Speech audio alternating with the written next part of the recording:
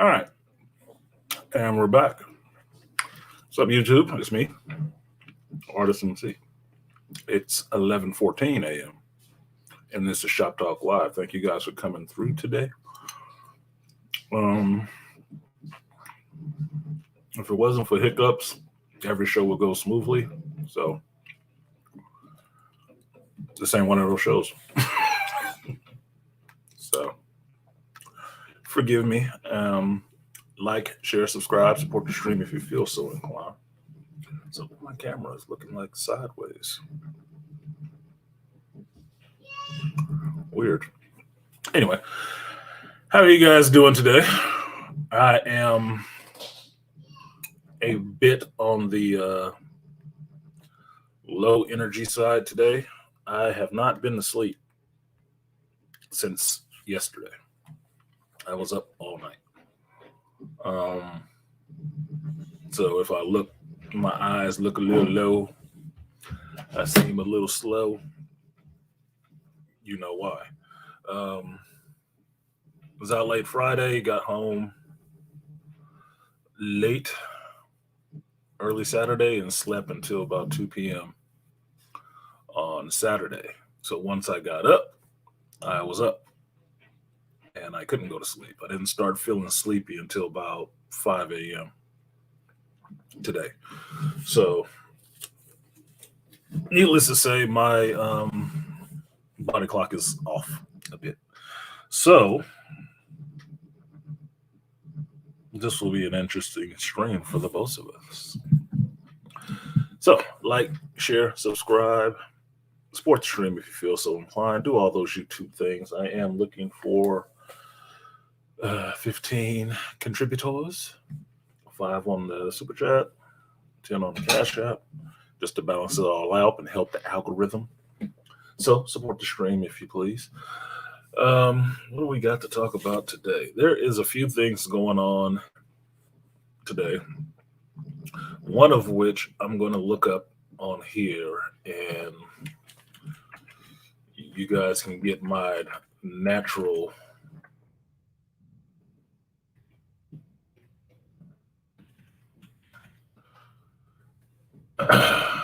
reaction to it if I can find the article.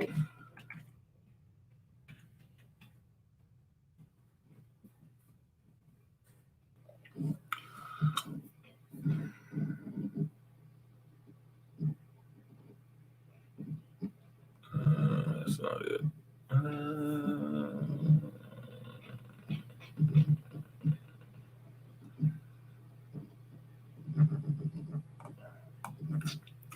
Yeah, let's see if I can find this article, because somebody mentioned it to me yesterday.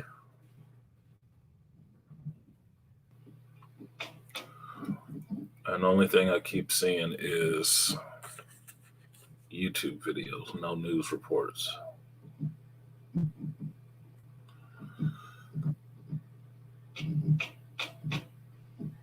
Yeah, Twitter. Don't trust Twitter.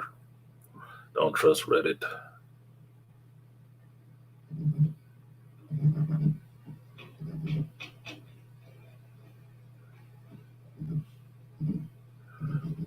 I don't get that one either. Okay, so I guess we're not going to find it.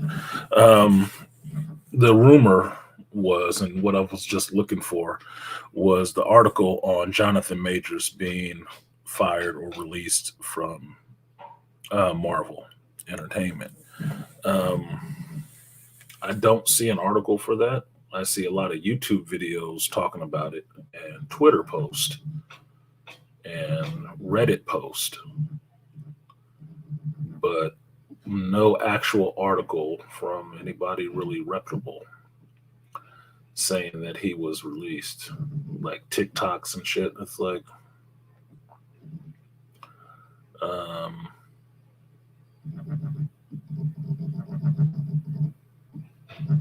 yeah. I mean, how can you fire somebody for something that was already recanted, that actually didn't happen? So, I don't know what's up with that. So we'll see. Damn, we got a bunch of ninja watches today. What's going on? Is it a football game going on today or some shit that I don't know about? Because y'all quiet and there's nobody here. I mean, I could, just go back to sleep or just go to sleep. I was thinking. But anyway, moving on. So if I find that article, I will give you guys a reaction and my thoughts on it. But I have not seen an article here at all for it. So I don't want to speak on something that, that I can't prove actually exists or it's not coming from somebody reputable.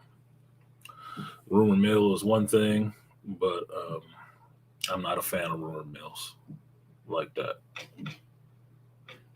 Not good. So anyway, moving on. There is some kerfuffle going on in the space. SBE or something going on with Anton and Angry Man. I don't know what it is. I've been unplugged from YouTube a bit this week, so I don't know what the latest backlash over Pearl or anything like that is. But one of the things I kept hearing was still about this whole Mansfield Civil War and people choosing sides and what the space should be, what the space isn't, how it works, how it doesn't. Kind of boring to me that, one conversation, 30-second, one, not even 10-second statement, still got all of this tailspin behind the space and everything else, which I think is frankly embarrassing, but it is what it is. So on the YouTube stuff, I'll let somebody else come up and explain that shit to me because I don't know what's going on with that. I don't even know what the actual issue is. I haven't heard the actual issue. I just heard people disgruntled, which, okay. People are disgruntled. Don't know what's going on. What else we got? We got that Marvel's trailer on the Geek front that came out that everybody is taking their pleasure in ripping to shreds. Got the Ahsoka teaser trailer as well, which is good. What up, no one? Package man in the building. Finally a live person. And then we have the Blue Beetle trailer because I did finally see that. We also have Star Wars Visions Volume 2, which I did see the trailer for that. Basically, I saw a lot of trailers relating to Star Wars Celebration. And I had to catch up late because I was working. I had some other stuff going on. But I did make videos, reaction videos for all of those and trying to get them out and in front of your faces so you can actually see them. Detroit seems to know what's up. Cool. I will drop the link in there. Hey, you can come up and explain that shit to me. Because I don't know what the hell is going on, really.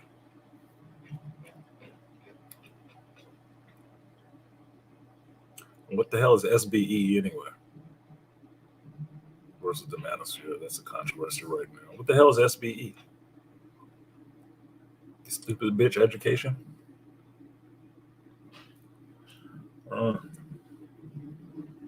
I'm not sure. So, got that. Then we got Mandalorian episode 7. Well, you don't panel? Oh, well. Tell me what the hell SBE is then. Detroit.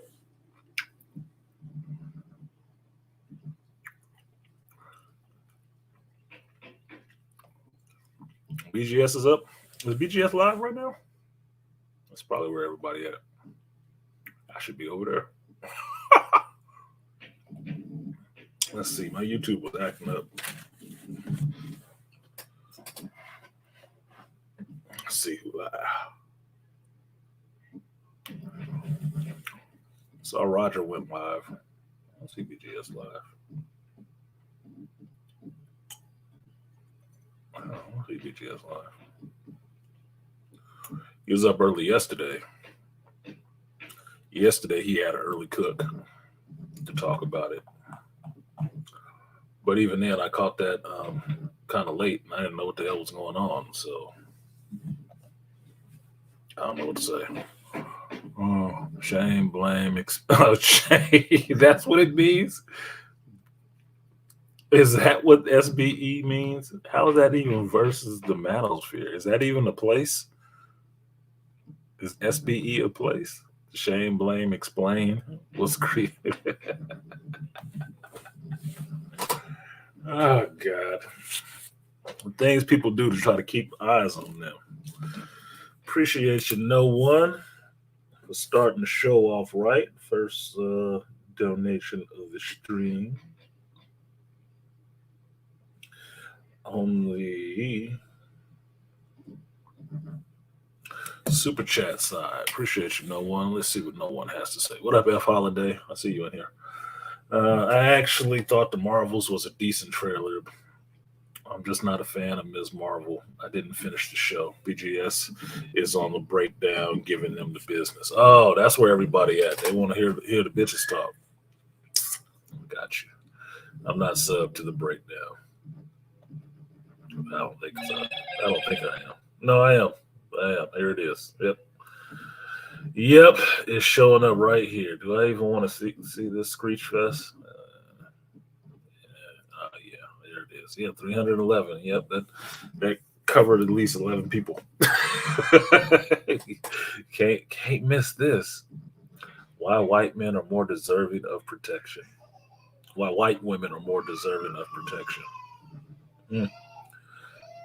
Because I guess because white folks created the society that we're in. I don't know what to tell you. Okay, thank you for that, no one. Let me know what's up. You have to shame, blame, and explain to call out. It's stupid. Lord. You have to shame, blame, and call out SBE. It's stupid. Yeah, it is fucking stupid. That's stupid. That's why I called it stupid bitch education, because I thought that's what it was about. But apparently, I was wrong. And isn't that something that like BGS or somebody else says?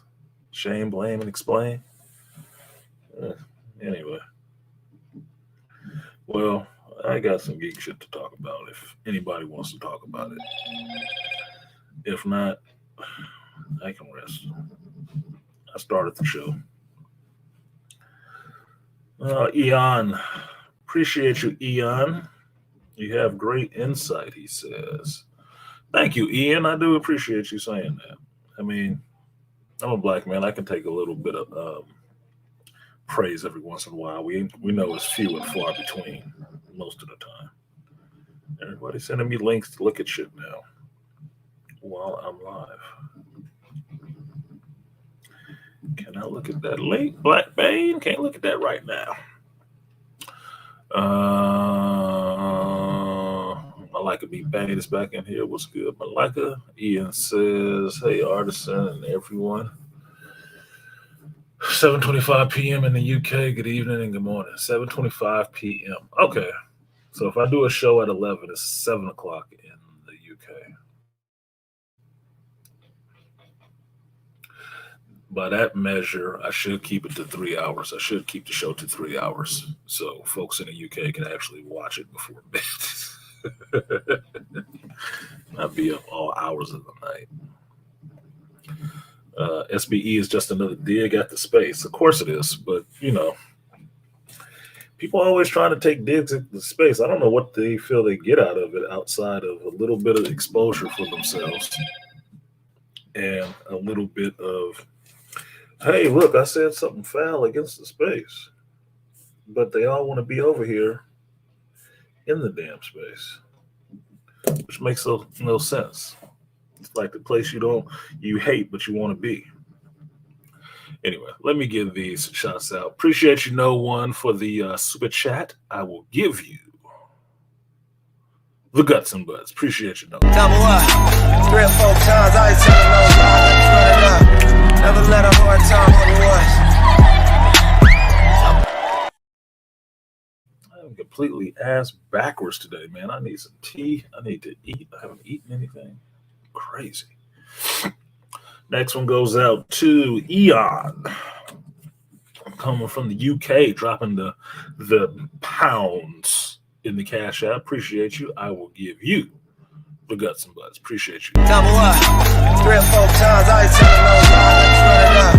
Never let a hard time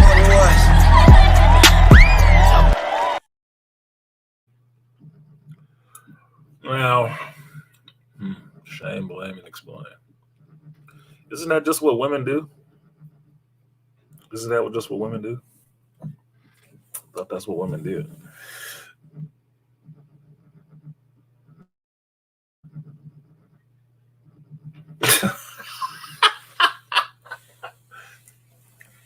Shout out to No One for donating on the Cash App side. No one is stupid. To the package man, he said, "Give us that raw, gushy, that geek stuff." That is fucking hilarious, dude. That is hilarious. This is why, well, it can be said to people think that I'm really mean, right?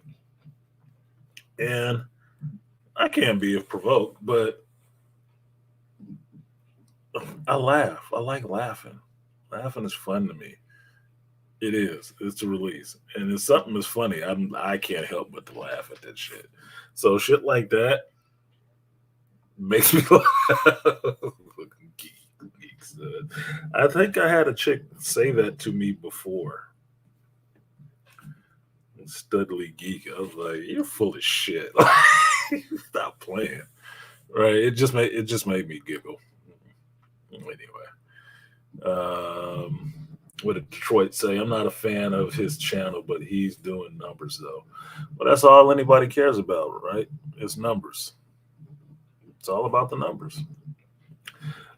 Did want to, because of that, I was not because of that, but I was on BGS's stream yesterday, and Kevin from Black Men Being Brutally Honest that came up there, and he was talking about his list that he had put together, and I'm like, "What list? I hadn't even seen this list." And he said, "No, you're on it." I was like, "Oh, well, cool." Like, BGS on it, New Store on it. I'm on it. Like, oh, well, thank you. I appreciate that. I do my little thing. That's what I do, right? But he said that I guess somebody was going over this list, and one of the things that they said was like, "Who was Artisan MC?" And I just laughed. It made me laugh. Like, yeah, exactly. Because I'm thinking, who was reading this list, and who the fuck are they? Like, but in YouTube terms, it's all about the numbers. It's all about the sub count, whether people want to pay attention to you or not. That's what decides it. If you got high enough subs, then they think they want to listen to you. If you don't, they think fuck you. It don't matter. I was like, well, I didn't care. I knew what I was doing when I started doing this channel. I'm doing geek stuff. A black man doing geek stuff in a black sector of YouTube. Not the most profitable venture. Not the most profitable venture. Especially if you ain't got a bunch of white people watching your shit. I mean, in the chat watching your shit, not, ninja watching or on a replay gang. So it is what it is. I just take it in stride. It is what it is. I'm happy with the growth that the channel has had from my paltry little, single digits, double digits subs to where I'm at now. And I told you, I never wanted my sub count shown because I was happy with it not being shown. It didn't matter to me that much. It matters to everybody else who like to cruise channels and see what your sub count is and see if they need to be fucking you over or trying to boost you a little bit with a link up so they can boost themselves. But that should never really matter like that to me. The first one that did was that 1,000, which I never thought I'd hit because 1,000 subs means you can monetize. And it used to be you could start like live streaming, having panels and shit until StreamYards came along. So it helps, but it is what it is. Shout out to Aqua Techie, the #1 wrench in the building, sliding through, dropping a little coffee money on the brother.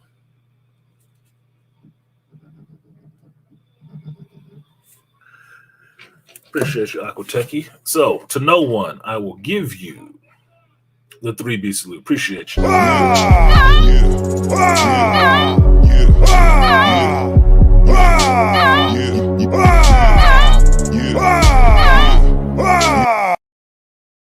And to Aqua Techie, I will also give you the 3B salute. Appreciate you.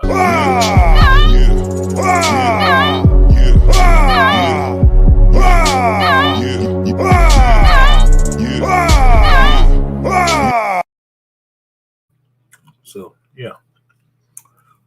So, the title of this stream was going to be Who is Artisan MC? Because I found that shit funny. Exactly. I look at it like somebody made reference to this movie last night on Art Stream. The Devil's Advocate. Stay low to the ground. That way they never see you coming. Cool. By the time you see it, it's too fucking late. Too old to start the training. Shout out to F Holiday. Appreciate you, F. Thank you for supporting the stream. I will give you a 3B salute. Appreciate you, F Holiday.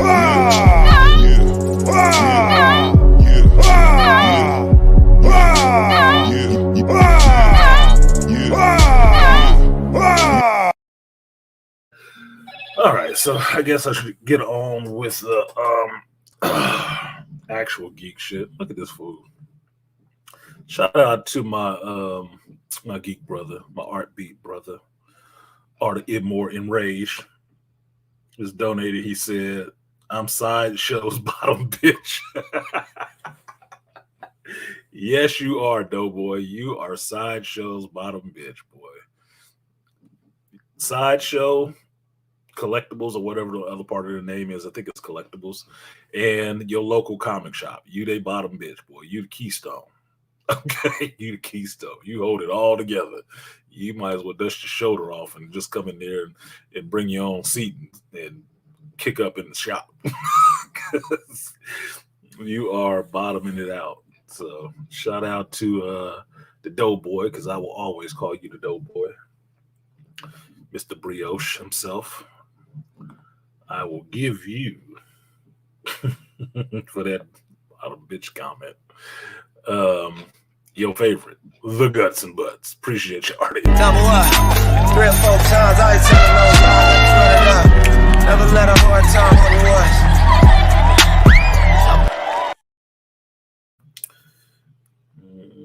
Sideshow's bottom bitch has arrived.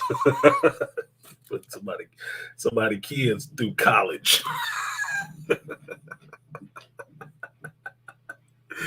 You're putting somebody's kid through college right now. But it's okay. If you got it, you do what you want with it, right? Exactly, but Ramil does that also. I missed the comment. I'm sorry. I missed what it was. That was funny, the Valley Girl accent. Yeah. Quietly sneaking into the back of the classroom. It's okay, Aquatech. I ain't throwing no erasers or nothing at nobody. What's good, people? Salute. And Aquatech said art low-key needs to be sponsored by Sideshow. He might as well. Look, he need to get an endorsement from his local comic shop. I'm telling you. He should have stock in that place. Much as he's spending there, look. Told y'all I had to shop. I wanted like 3 arts. I did. I wanted 3 fucking arts. That you don't understand. You don't understand how, because comic shops are just mom and pops, they're not usually chains or anything like that. You live and die by customers like art. You do. You live and die by customers like art. That's why I say God bless them. You need customers like that that's willing to come in and spend a lot of their hard-earned money for years with you, and you should give them something back. Like I was telling him last night, his local comic shop should give him 20% off. They should, because they ain't gonna lose no money, no kind of way on that. Don't matter. You give him 20% off, you know what that means? That motherfucker gonna buy more shit. He about to eat up that 20% and what else he buy. Dude, you're not losing money on that. Salute to F Holiday. I will give you the 3B salute. Appreciate you, F Holiday.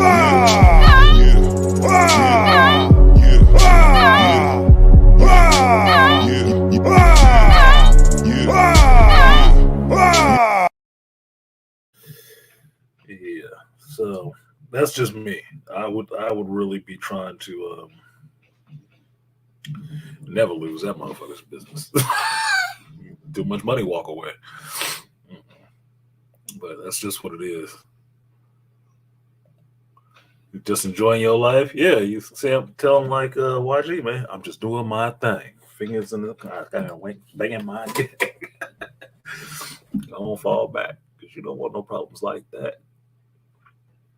Just enjoying my life. Apparently, you enjoy. Look, I'm not hating on you. I laugh because it's good for me to see black men doing that. What do we talk about in this space a lot of the time? About black men, primarily, the first thing in getting here is understanding that you should be unapologetic about who you are. One, you got to know who you are. The other thing is, once you know who you are, to be unapologetic about it. Why do you need to apologize about being who you are? You don't need an excuse. You don't need a reason. You don't need none of that shit. All you need to do is know who the hell you are and be able to stand on that wherever and whenever, with whoever. That's it. So you like what the hell you like. The only thing I told you is like, look, get a good shelf. Get a good display case or something. You want me to design you one and send you the plan so you can build it yourself? Dude, I can sing you some blueprints. I can sing you some blueprints. It'd be better than IKEA. I can build you a nice shelf. Because statues is that hobby. And I'm sitting here looking at 2 big ass statues in a box right now. My Black Panther and my Din Djarin Mandalorian statues. Statues is that thing that take up a lot of space. So you need a place to display them. If you have your own, home and shit like that, that's what you do. You display them. Statues and swords, they need to be displayed. You need a good case for your statues. You need a good rack or something like that for your swords. But that's elder geekdom. You move up to that shit, because that stuff usually is in the hundreds of dollars to start with. It's just what it is. But I'm happy for you, man. I just laugh at you because it's funny. Like, this nigga going hard. He going way hard.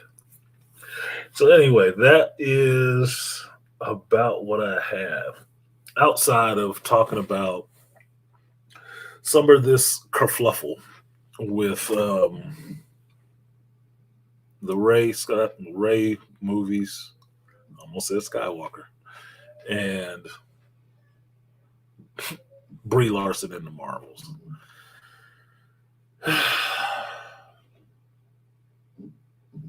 I was going to call this stream 2 things. One, who was Artisan MC, and the other one was, the other title I was working with was something about women.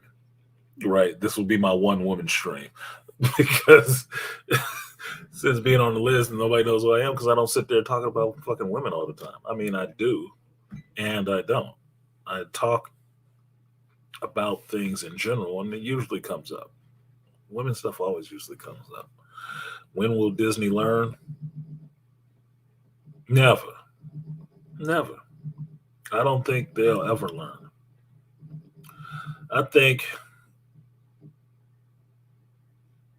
George Lucas was doing something he thought was a good idea in selling his property to Disney. Now, if you read Bob Iger's book, he hustled George. He fucking hustled George out of that shit, right? But be that as it made the most sense for Star Wars to go to Disney because Disney would probably be around another 100 years, and so could the Star Wars characters. Now, what has happened with Star Wars since coming to Disney is a clusterfuck of the highest order. Of the highest order. There is more dysfunction happening in the Magic Kingdom related to Star Wars. Dude, it's making people's whole channels. That's the whole content. That's the whole content. And some of that is interesting, and some of it is just fucking draining. I mean, really. What, as far and as much as this woman, you know who I'm talking about, our beloved KK, Darth Bitches, as much as she keeps going hard to really deliberately destroy this man's, creation, it's abhorrent. It is abhorrent. It's unbelievable. It turns my stomach to think of it. Like I feel so bad for George Lucas. I do, because it's like, damn, dude, she want to rip it all down. Not just some of it, not your favorite one. All of them. They all gotta go. And this is mirrored in Disney's whole approach in all of their properties, with recentering each property with a woman in it and a woman first in it. Now, do I have a problem with women? No, I don't. I told y'all before, I actually like women. I'm a huge lesbian. I really get into women when they let me in them. But beyond that, I like women, right? I'm not no he-man woman hater. What I do hate about women is feminism. I think that is bullshit. And there are certain degrees of it that I can agree with. But it's a lot of it that is practiced now that I cannot agree with. I cannot abide. I can't even tolerate, because it's just ridiculous. Disney is suffering from this in every property it owns. Parks, Marvel, Star Wars, Pixar, like you name it in Disney, they suffering from the same shit. Orgy of activism and dwindling and losing profits while they try to bring it on down, girl, on all of this shit. So I guess the Magic Kingdom with Mickey is now a patriarchy. What up, A Bizzle to the meaty Izzle? A B turning up in here.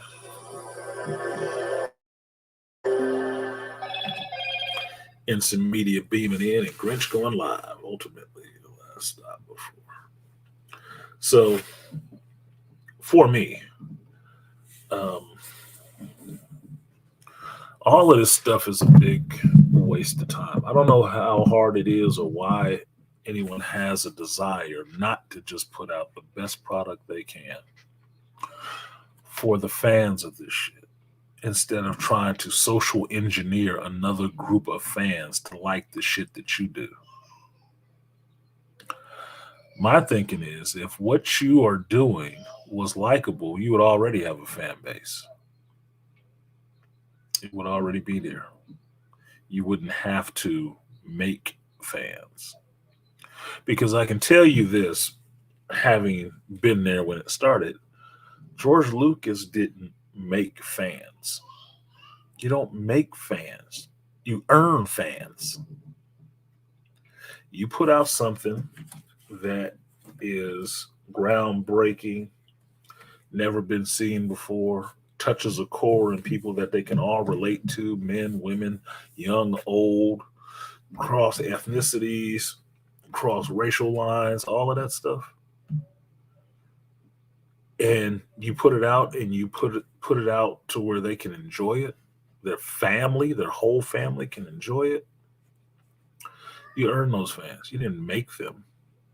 You earned it for your efforts, for the work you put in on the writing, the costumes, storyboards, the set decorations, the film, the music. All of that stuff earns you fans. And that's what George Lucas did. He earned those fans. He didn't make them. He didn't sit down to a Play-Doh Fun Factory machine and just slap some stuff in the mold and churn out a fan. That's not how it works. He earned those fans. And most science fiction properties earn their fan base. They earn it. You know how they earn it? By telling good stories. By telling good stories. What has happened in Disney with Lucasfilm is not telling good stories. It's not even telling compelling characters. Like, you really would have to sit with a group of 10-year-olds or something to sit down and really ask them if any of these characters from these last three um, Star Wars movies they would want to be. I can tell you this as a black dude, I don't want to be the sweaty face, scared fan. Because being sweaty face and scary is not admirable, especially if you don't get any turnaround to that to where you find your balls and your courage. No, you just get to be that forever, ever. Not entertaining. I couldn't see myself wanting to be Ray. Yeah, AB. Exactly. I couldn't see anyone wanting to be Poe. Why? Because Poe Dameron, he got on that ship and Haldo completely sunned his ass. Completely looked like a dumb child playing in his imaginary fighter. I couldn't see any boy wanting to be Poe. Not after that performance. Not the way he got pantsed and proving the Emperor has no balls. Nah, couldn't see it. And even to that point, yeah, he was a tampon punching bag. Yeah, he was. He was a suppository waiting to be inserted. Um, and for the most part, I really can't see any young girl wanting to be Ray. I really can't.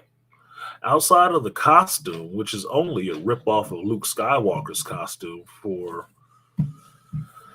an almost gender neutral looking female, right? I can't see anybody wanting to be Ray. Why? What would you want to be? Outside of just having a costume and it looking cool. What? What? Was she an intellect? Was she a supreme fighter? Was she very wise in the Force? Did those training montages of her learning how to use the Force just really grab you? If you don't know what the fuck I'm talking about, you know exactly what I'm talking about. What? Just because she was there and supposed to be powerful? That's stupid. That's lazy writing. That's not even writing. Now, this whole thing with Daisy Ridley coming back and being at Celebration and getting carted out there like a sacrificial lamb by KK to announce another Ray movie or two Ray movies. Um, that's bullshit. That's bullshit. And I'll tell you why I think it's bullshit. One is I was already aware that John and Dave were working and had convinced Daisy Ridley to come back. And they were working with her to change that character up, to give her, Daisy Ridley, some redemption, the same way they tried to do with Hayden Christensen, same way they tried to do with Ahmed Best, same thing they want to do with Daisy Ridley. They want to fix the Ray character because the character in and of itself is not terrible. It was just written badly. It was a badly written character. It could have been so much more and so much better. And those strategic and purposeful insults that was put into that character to actually jab at the fans and the creator of this whole universe was somebody else's personal mission to fuck over another man. That has nothing to do with the character. And so they have to find a way to wipe it away. Or at least alter it a bit, because you can't get the crap back in the goose. You just can't. It's not going back in there. It's already out. The genie is out the bottle. That's what it's going to be from now on. But what you can do is retcon it a bit to make it make some logical sense and not some emotional feeling. Because that's what people tie to.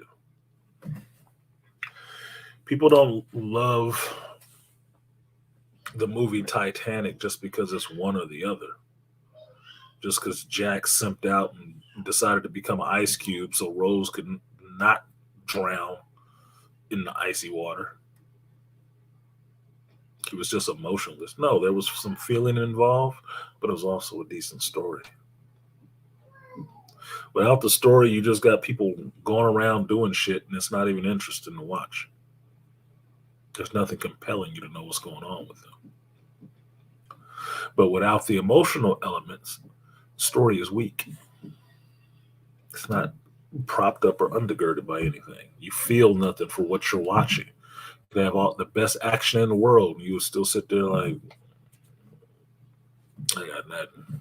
I got nothing. You need both. Rey in those Star Wars movies was beyond a Mary Sue. She was the insult to a Mary Sue. And the character needs to be fixed if it's to go forward. Now, it's very obvious what Disney wanted to do. They wanted their own characters in the Star Wars universe so they can use those and move away from all of George's characters, even though they bought the Star Wars name. Okay, that's pretty obvious. But your characters sucked. And that's the problem. Your characters sucked. To be able to do anything with this going forward, you have to retcon that character. Which means you have to convince not just that Daisy Ridley, but a couple of people to come back to this franchise. Show them that it is in better shape and better managed. And just please come back so we can fix this for you and this character going forward. Yeah, Aquateca, you know, I've said it many a time. That was the easiest way to do it. Retcon dream sequence, yeah. Just have Kylo Ren, or excuse me, just have Ben Skywalker wake up and his uncle standing there. He's like, "What's up?" And I said, "I had a dream. Tell me about it." And that shit was over. That all three of those movies was just a force vision that Ben Skywalker was having. You can do that in one movie. It don't even have to be the whole movie. I give you 10 minutes. You can do that shit and be done with all of that. You can wipe it all away. And then go forth reintroducing these people that were in Kylo's dream, or in Ben Skywalker's dream, be it a Rey, be it going with his uncle to Jakku. looking for this girl. Find and Finn. Still fighting the First Order. Meet and Poe. All the same people could still be there. But you just wipe it away with like a wave of your hand, is that it was all a dream. Then you don't have to get into goofy shit that's potentially canon breaking, like the world between worlds. Then you don't have to get into that shit of trying to introduce time travel as an escape for bad writing or lazy writing. And mind you, I do like a good time travel story. I do. I do like a good time travel story. I don't think we need time travel in Star Wars. There is a version, this is, as an aside, there is a version of time travel in the Star Wars novels. And it's called flow walking.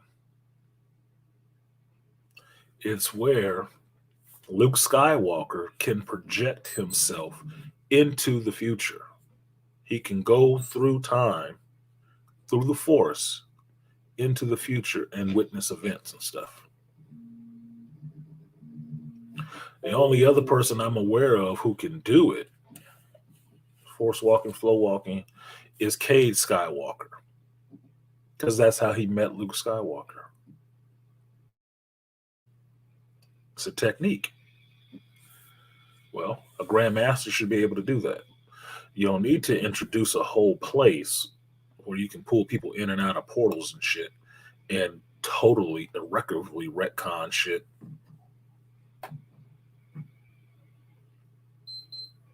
No, you don't need to. So, let's see what Appletech said. After Finn lost his lightsaber fight with Kylo Ren, it was all downhill for his character arc. Yeah, it was. It was downhill from there. He was a joke in the second movie, and the third movie, he could have not been there.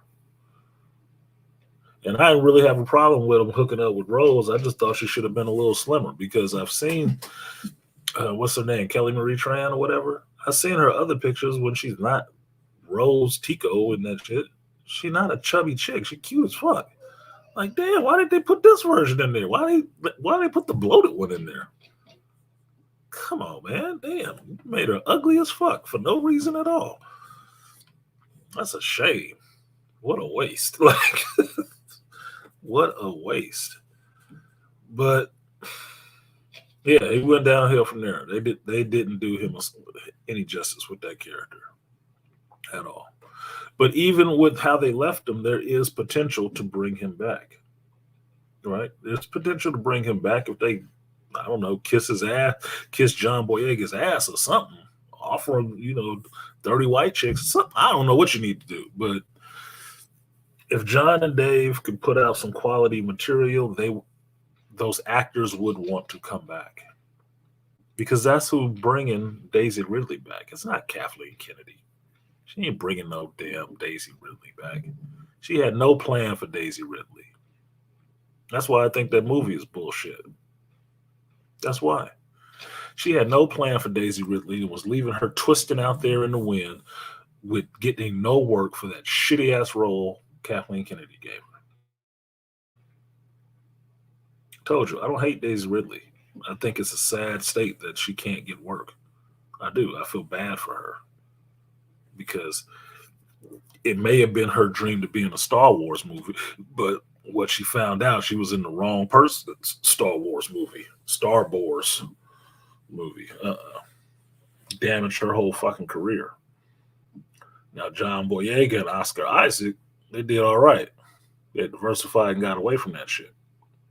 But Daisy Ridley, she took a hit. She took a hard hit. Her showing up at Celebration was the first many of us have ever even seen her since that farce that they called The Rise of Skywalker. No, bro. So I don't have anything against her. I hated the Ray character, but I don't, because I hated the Ray character does not mean I hate Daisy Ridley. No, I can separate the two. I'm a grown up. I understand that this is all make believe, and people are standing on marks and reading lines in front of cameras. So I don't have to hate Daisy Ridley because the character she played was garbage. There is a difference. What up, King Parrish? The Kang of the Beano Nation coming in. Dropping something on the Cash App. Appreciate you for the 20 twin for the tension. Give you those praying hands. Thank you for the blessings, and I will give you the guts and butts. Appreciate you, King Pen. Double up, 3 or 4 times. I ain't telling no lies. Run it up. Never let a hard time on the rush.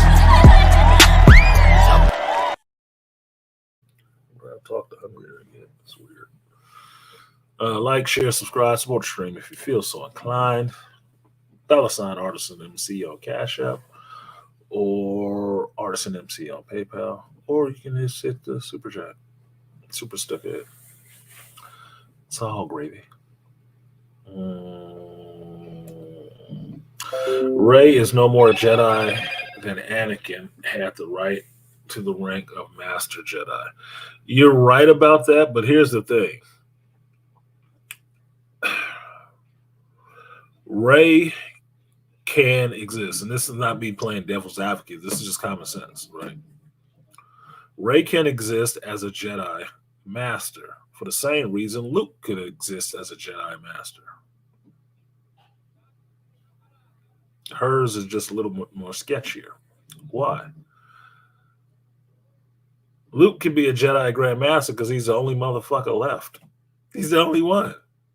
So, yeah, he could be Grand Master because he's not competing against anybody else. All right? Rey, in her timeline, since Luke is dead, yeah, she could be a Master Jedi. She can. You know why? Because she's the only one there. Even with the 1 week of training she had, or 2 days worth of training she had, that makes her far beyond anybody else who could even pick up the Force. That would make her the Master. It's fucked up because you would want your Master to be a lot more skilled, but the rest, everybody else don't know that shit. That's the funny part about it. Nobody else knows that shit. They don't know how long she's been training. All right. So, what do they call it?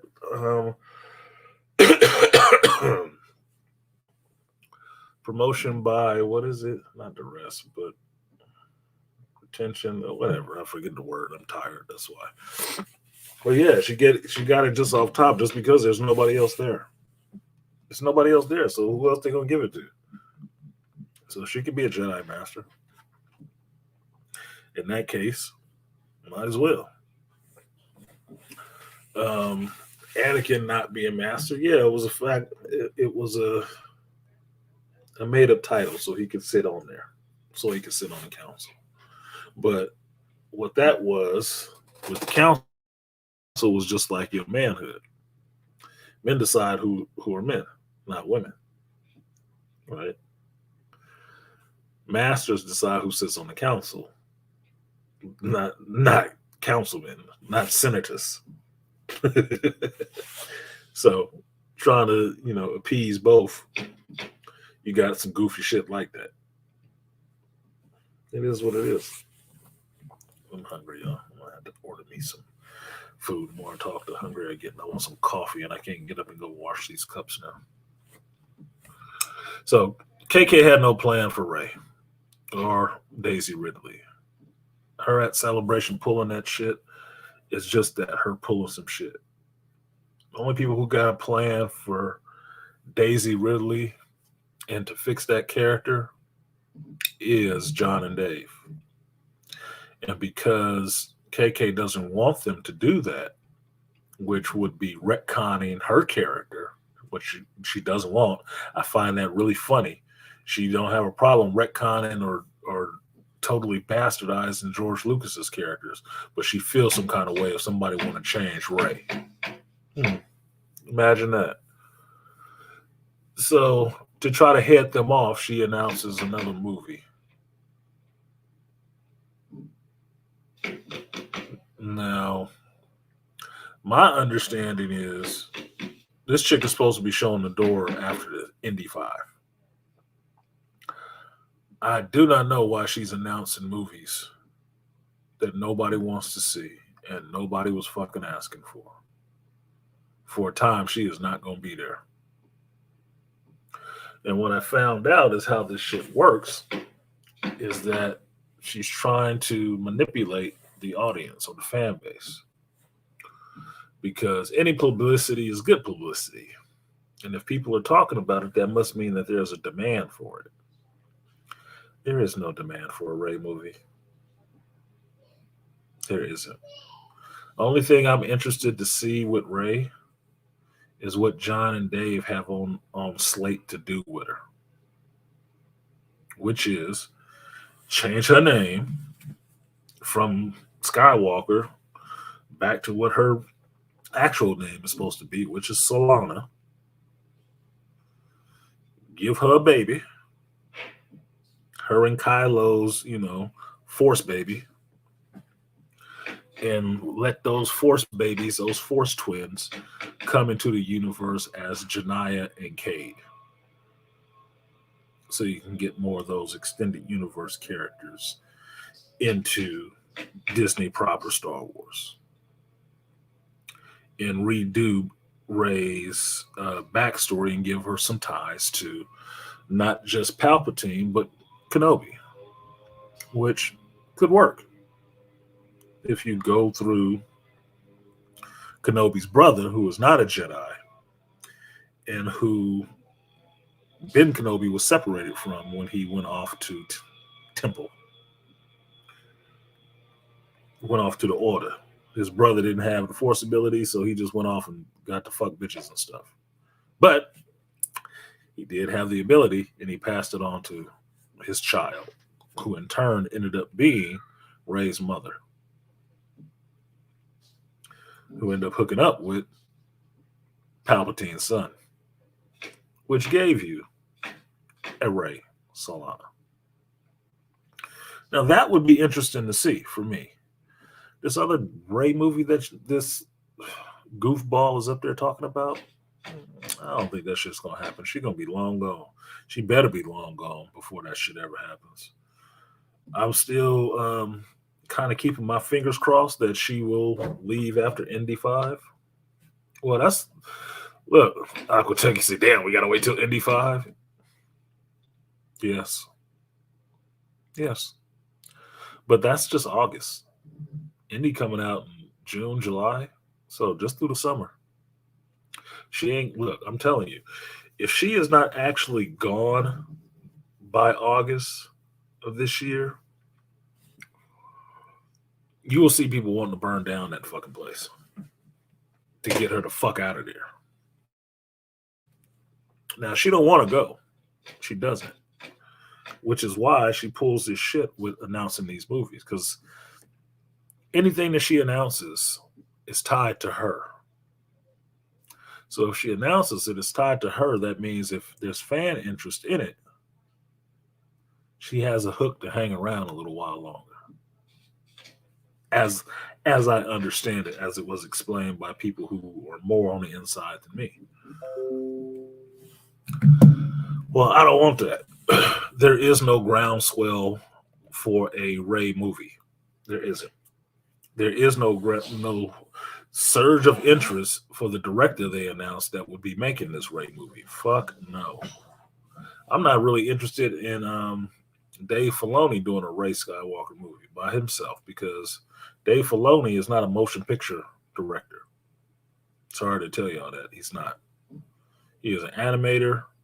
He does cartoons. He does not do feature-length films. I mean, he getting the pass doing the Mandalorian, and we still ain't seen Ahsoka yet, so we don't know what the fuck that's gonna look like outside of what his episodes of the Mandalorian look like. Kind of childish, kind of basic. Okay. Now, I don't think he's gonna turn around and turn out something like Michael B. Jordan. I don't think he's gonna do that. But with enough help from everybody else, he might turn out something decent. But I'm not interested in seeing a Dave Filoni movie. Just not. What up, she? We here. What did Aquatechy say? KK had no plan other than character assassination of Lucas's original characters. Oh yeah, that was her plan for real. That was her plan for real. She could be a damn good Mandalorian. Cause she could be the hand of the Emperor. Cause she just out there slaying them motherfuckers. Character assassination is the right word for it, because that's exactly what she doing. Darth KK is out there just taking heads. Making Rey a darker / gray Jedi would actually be interesting. Everybody wants to see gray Jedis, and I'm still like of the mind, like, why? Why? I don't know why people get that far into the gray Jedi. Like, oh, they're just in between. They're not part of the order, but they're part of. Yeah, but in this sense, you gotta make a decision, nigga. Because there ain't no, dark gray Sith.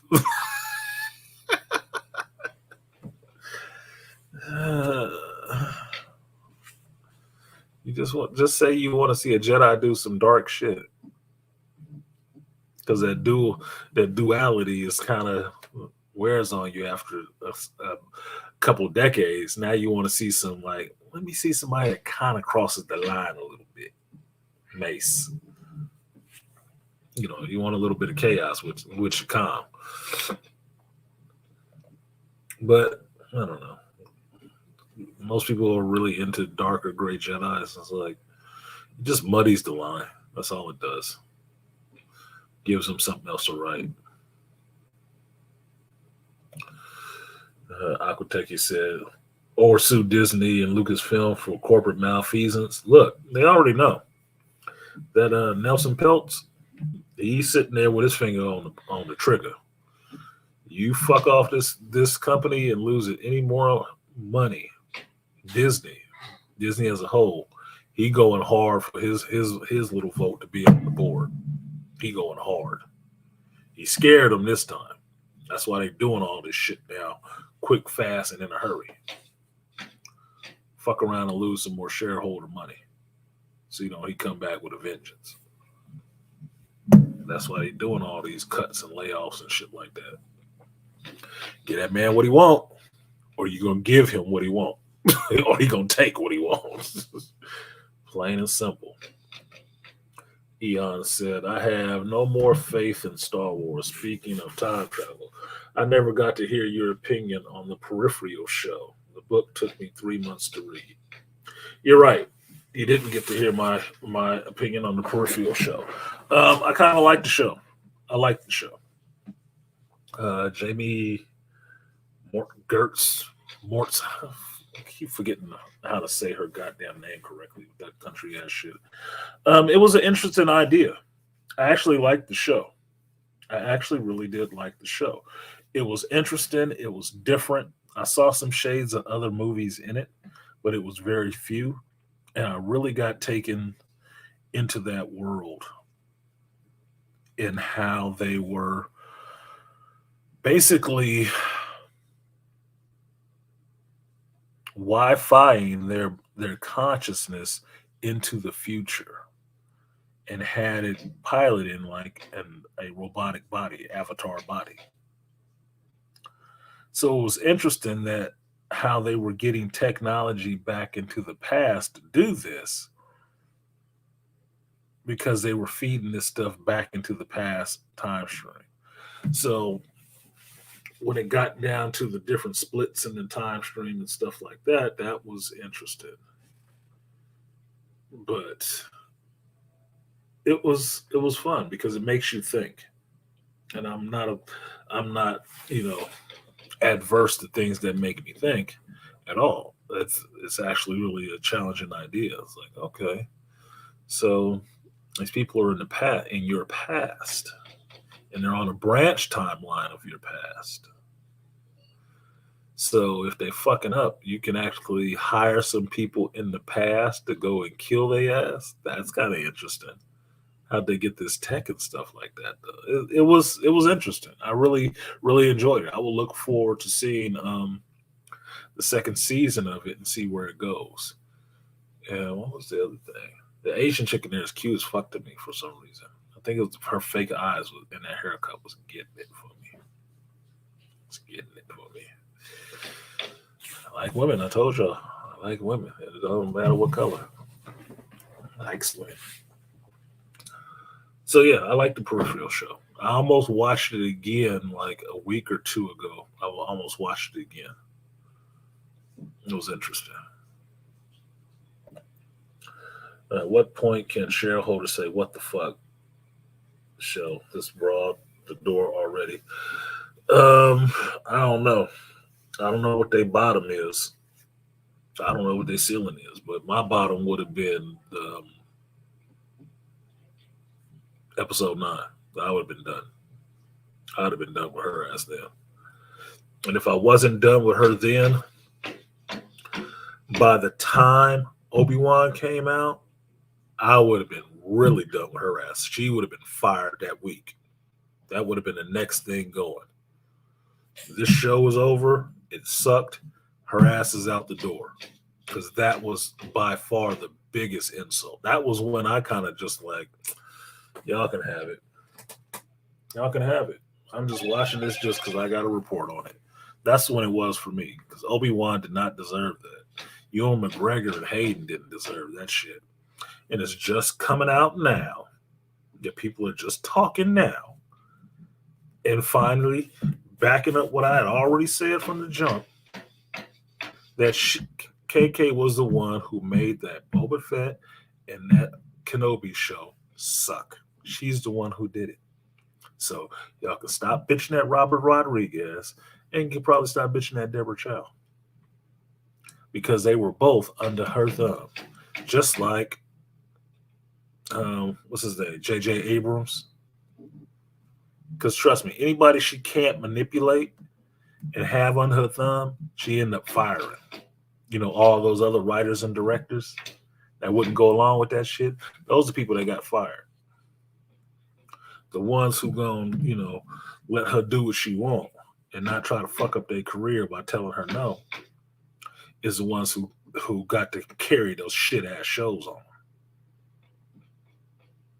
That's what that's about. But it's coming out now. What up, BTM? Saw you creeping here with I Woke Up This Way. Lips. It should be BLM. Black Lives Matter. So I don't know what to say. There has to be a bottom. There has to be a get out point. But if Iger doesn't do it, you know, somebody gonna come along and kick his ass out too, because he only got 2 years. So if you listen like I do, from what I understand, that shit that KK pulled at Celebration was not authorized. That was completely off book. Some shit she was doing for herself, and she about to have another meeting with the boss this week. So we'll see what happens after that shit. But that's all inside baseball shit. And look, I don't believe anything that woman says. I don't. And anybody who did, you look like a dumbass. You look like a dumbass. You know how she's been fucking up with Star Wars. Why would you trust anything she said? She can't even get the Acolyte fucking started and done. That's her show on Disney Plus, and she can't get that motherfucker done. She can't get Skeleton Crew done. That's her show. You really think she's about to do a Rey movie immediately? The fuck out of here. The fan backlash would be not even enormous, nigga. It would look like Erishim the Judge showing up to Earth. Like, what the fuck is you doing? To my experiment. No, you'd have a whole fucking problem. But if she want that smoke, she can get it. She can burn down that whole franchise. Like you say, it's yours to lose, it's hers to fuck up. She can do that if she wants to. I wouldn't put it past her, but the fan base ain't gonna stand for that shit. Especially not with the Mandalorian sucking the way it is, and it's coming out now. She had kind of had a hand in that shit to see why it's sucking now. I'm like, fucking told you. Don't make any logical sense. Why does it not make any logical sense? Because there was no logic, no males in the room. It was all feelings based. Who was that? Artie Ibmore told me that Lizzo said she was a Star Wars fan. Put a 1 in the chat if you believe that Lizzo was a Star Wars fan. Come on. Show of hands. Who believes that shit? Because I don't. That sounds like a hippo in a tutu. No fucking way. I don't believe it. Yeah, Beastly 2. No, I do not. Points. I could take you funny. 0.0125. No, I don't believe it either. I don't believe she's no damn Star Wars fan. Get the fuck out of here. It was a vehicle for you to be on TV hugging the little green thing. I don't have a problem outing people like that. Like her dad, maybe. Yeah, but we ain't asking her about her goddamn daddy, are we? Oh, my dad was a fan, and I watched it with my dad. Bullshit. That's the same story Katie Sackhoff told. Is that where you heard that shit? Shut up. If you did, name your favorite character. Don't worry, I'll wait. What up, VC Realm? I'm going to have to wash this cup and make some coffee because I'm draining.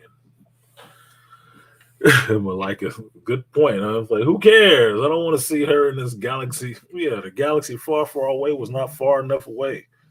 Like, goddamn, she found it. And sat on it.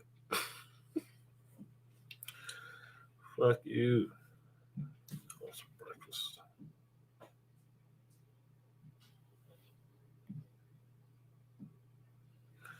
So yeah, no, I wasn't feeling that shit either. But I understand that a lot of the shit that KK said at Celebration is probably not true. She did that shit. From what I heard, it seems most likely that she did that shit as like a fuck you to Bob Iger and to you and me, fan base. Because her ass should not be here past this year. Shouldn't. And if she is here past this year, then that's it for Disney for a lot of people. That's it for Lucasfilms for a lot of people. Good luck getting them back. Because they will be gone to greener pastures or just putting it away and just enjoying the Blu-rays or whatever or streaming of the original movies that George did. That other shit will get no play. It will get no play. But fuck around if you want to. And apparently she wants to. With the gusto. 1 second, you guys. I must have food.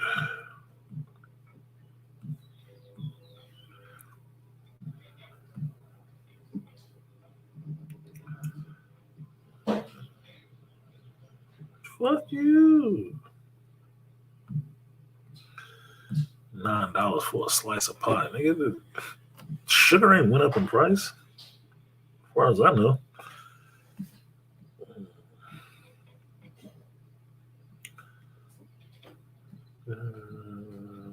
I have to get some coffee as well.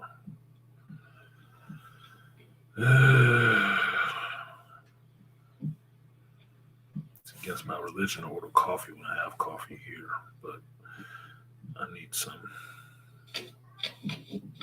Need some. Like, share, subscribe, support the stream if you feel so inclined. She's more like the size of an expanded Star Wars universe. Yeah, she is the extended universe. Now you know why it got extended, because they put Lizzo in the shit. She made the universe extended.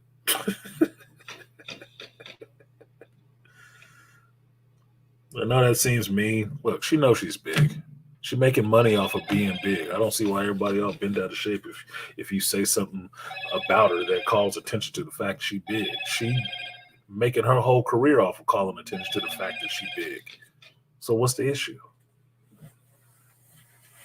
Calm down. Let's all grow up together, okay? Thanks for your opinion. I knew you would like it. Yeah, I really did like it, Ian. I really did. I have been remiss in doing a whole review on it because I wasn't reviewing it episodically. I just watched it to watch it for myself to see if I thought people would like it, because nobody was really talking about it here, right? And that's usually my cue to go ahead and start talking about a show that ain't nobody else watching, to try to get them to watch it and see that it's good. But I was getting to it late anyway. Like, it was already on the third or fourth episode when I started watching it. So I had to get up to speed on it. So second season 2, yeah, I'll do the episodic reviews on season 2, just because I want to see where it goes. But there's some cool shit in there. That black chick that was in there, the CEO of that company, she is something else. She was playing the fuck out of that role. She was something else. Like, damn, this bitch is devious. They really want to go with this? The bald-headed, devious black woman? CEO of a company? She evil, man. Wow. Okay. She British though. Okay. Whatever.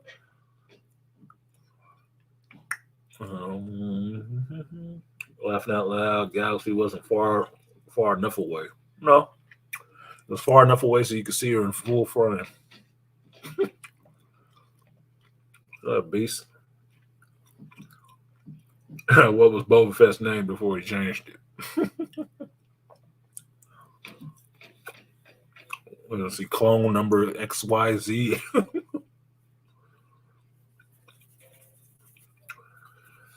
It seems like a turf war between KK, Dave, and John. Yeah. Well, I said it was a civil war over there. Because if the people in there trying to fix this for the fans so they can bring the shit back to what we grew up on and loved and move it forward. And then it's the other one there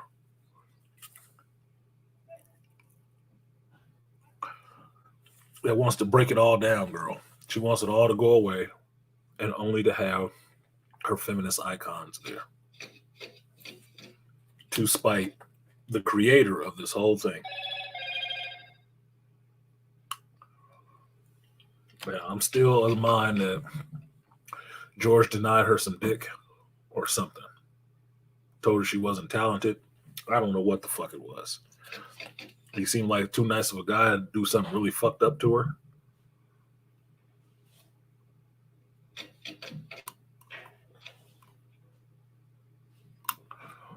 But she definitely has a fixation on George Lucas and tearing down his legacy. I don't know where she go after this, but she needs to just be away from other people's shit. She gonna start creating her own stuff. Awesome. You can fuck it up yourself. It's still the Mandalorian show. They're just not telling you which Mandalorian. Yeah, because that's why the Bo-Katan show is now the Mandalore show, because that's what it's going to be about, Mandalorians. It won't just be her. And this pivoting Din out the way so he can showcase Bo is stupid. But I told y'all I missed one part last week when I was telling you about this, how interesting it was to watch the episode, to where the hallmark of this show is Grogu. It's Din and it's Grogu. And Din and Grogu doing the lone wolf and cub thing, being together. And the interesting thing I saw is when Bo with Din to go get the other Mandalorians, asked Wolf and them, how Bo is always situated with Baby Yoda now. The other thing is how Bo is, or Katie Sackhoff, when she does interviews and stuff like that, she's always the one saying, "This is the way." I'm like, y'all better cut that shit out. You're going to take everything from that character now, too, huh? Did Jon Favreau get on your shit list, too? Because that's basically his character. Y'all fucking it up. And then you get to last week's episode where they killed Jon Favreau's character. I don't know if he wrote that. I don't think he wrote that. Don't think he wrote that. Why would he write the death of his character that shitty? Where you're wearing Beskar and they're putting energy weapons through it. Nothing gets through Beskar. That's why it's Beskar. That's why you use it. Stupid ass. But yeah, that whole thing, how they pushing Bo-Katan to always have Baby Yoda and always be saying this is the way and shit like that. It's like, that is not your creed. That's Din's creed from the covert. But I wasn't aware the rest of the Mandalorians said none of that shit. But maybe I just don't know Mando. Maybe I don't. Honestly, I thought it was the only reason she was famous. I didn't even know she was a singer until a few months ago. I didn't know she sung at all. I don't know what the fuck she did. I saw one aerial photo of her. I'm like, what the fuck? Oh, yeah. Who was that? That's Lizzo. Who the fuck is Lizzo? Oh, she twerk. Fuck, I don't need to see something that big twerking. That was never on my list of things I needed to see. A hippo shaking his ass at me. I know. Said he came to class late. That's good. You good. Bodo positive. Oh my God, you will respect my Buddha. Shut the fuck up, Lizzo. That's going to go down in history as the one thing people remember from this goddamn show this season. A lot of cool stuff happened. What will it be remembered for? Fucking Lizzo showing up.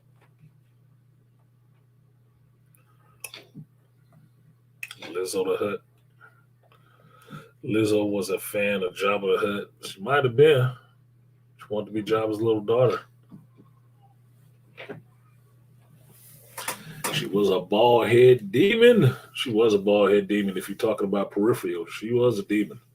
That chick was not nice. She was not cool. She was smart, though. She was acting her ass off, but she was not cool. That was not a cool bitch, dude. You knew somebody was going to die. She was showing up like, yeah, I'm about to get it. I'm not remember her name right now, but she is not fucking around. That bitch is evil. Artisan, she is too big. She's fat. A mountain, a building, or a tree is big. Lizzo is fucking fat. She is fat. Well, things are what they are. She is fat. She's not big boned. I don't think she got no glandular problem. I don't know about her eating or whatever the fuck. I don't know all the rest of that shit. I just know for what society has taught me, circles are bigger than squares, or circles are bigger than rectangles. When you have a really big circle, it's a really fat circle. Lizzo is a really fat circle.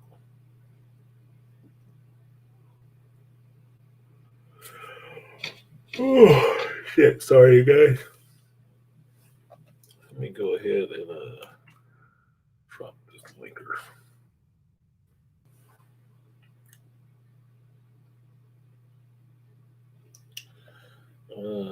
Megan on She-Hulk. Liz on the Mandalorian. What's next? Carter B on Black Widow 2. And Ice Spice on Captain Marvel 3. Look, it could be Cardi B in Captain Marvel 3.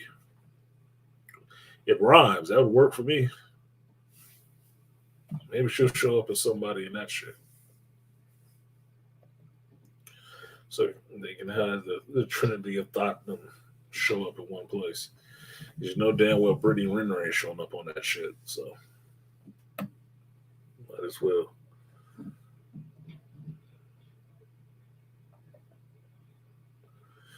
DJ B said, yeah, I'm aware.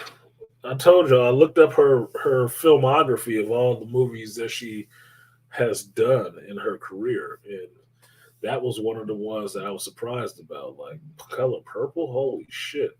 That means she's behind the remake of Color Purple too. Another one, I think it was, I want to say it was Goonies, but anything with Steven Spielberg that you probably liked, she got producing credits on that bitch. She does.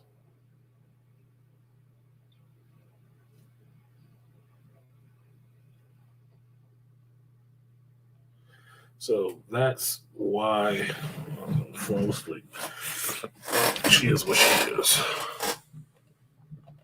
We need not sit back.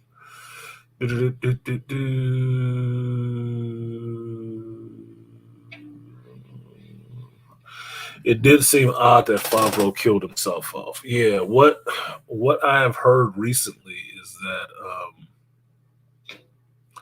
it's all a rumor, but Jon Favreau wasn't involved with that shit, that episode. And that possibly Dave is KK's bitch doing her bidding. And that symbolic killing of John's character is them killing Jon Favreau in the Star Wars shit and getting him the fuck out of there. And I could be inclined to believe that because Dave is the only one that keeps pushing all this women shit. So it has enough kernels in it to say it could be true. Because I'm telling you, I don't believe John signed off on this Lizzo shit. You're gonna have to show me the paperwork on that. Show me pictures of him on set that day with her ass waddling in there. Fuck no. I don't believe that was him.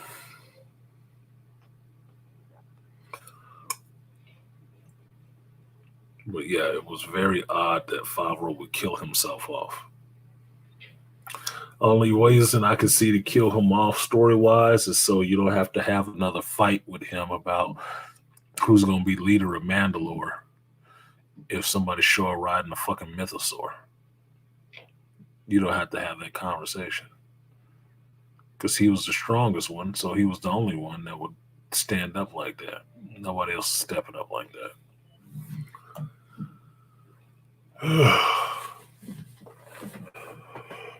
The way they wrote his character in Clone Wars was different and way better. Shorter, that's why. If a Lizzo falls in the forest, does it make a sound? No, it doesn't make a sound. But it can be heard on Richter scales all over the place. So it only makes a sound for the Richter scale. There's the link if you guys want to come up and save me because I'm tired as fuck. A lot of shit to do and I can't even go to sleep. What up, Ray? So Ray Hamaforce, up to his channel if you can. Get a brother some views, listen to his content. It don't cost you shit. Save you some time to listen to some dumbass bitches arguing about something on YouTube. And we don't like that space because it's full of men. Yeah.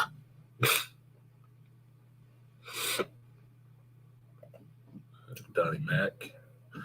KK must be connected to Spielberg, which comes up. She is. She is. She's connected to Spielberg. That's what I said. Any movie that Spielberg has done, KK has producing credits on. That's why she's doing Indiana Jones. That's Spielberg's baby, not George's necessarily. So she got some stroke on all of that shit because she was hooked up with them from the very beginning. There is a picture. I wonder if I can find it on here real quick.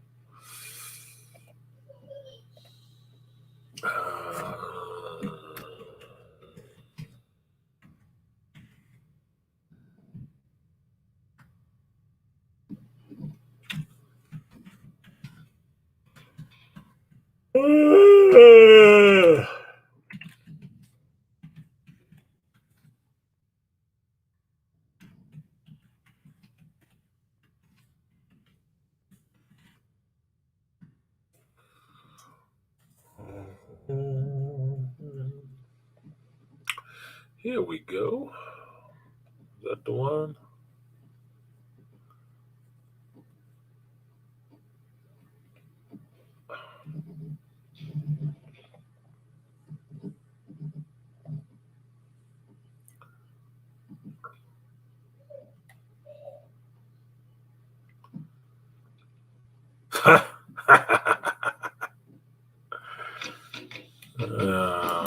That could be an interesting setup. That could be an interesting setup. It could.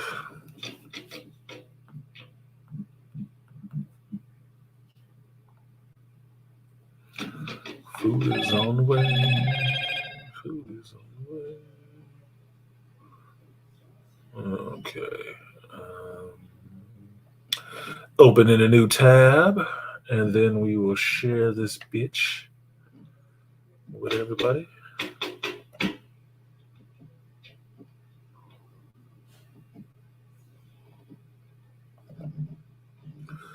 So this is an old school picture. I'm forgetting this guy's name. I don't think it's John Lasser. It's not John Lasser. The fuck is this other character in here? George Lucas. Oh, it's Frank Marshall. Get the fuck out of here. Okay, so this is an old picture of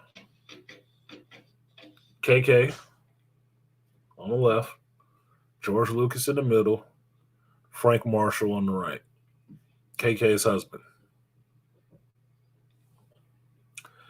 And this is on the set of Indiana Jones Temple of Doom because KK was producer on that shit.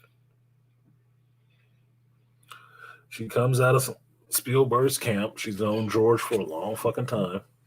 And that's why I said, what the fuck happened that she's known this dude this long? And come 2000, she wanted to just fuck off his whole legacy. She basically stood by and watched him build.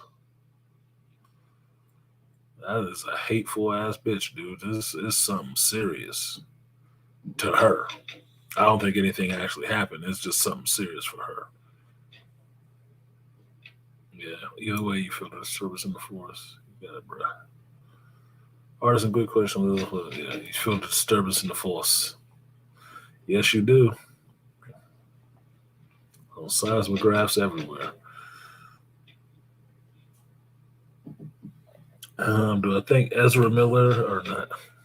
Not Ezra Miller, but Ezra Bridger will be in the Ahsoka show. Yes, I do think he'll be in the Ahsoka show. I mean, why the fuck wouldn't Dave use all his characters in one show?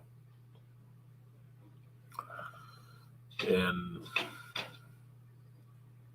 what if John Williams was KK's puppet master and he was using her to get at Lucas? No, I'll take the tinfoil hat off now.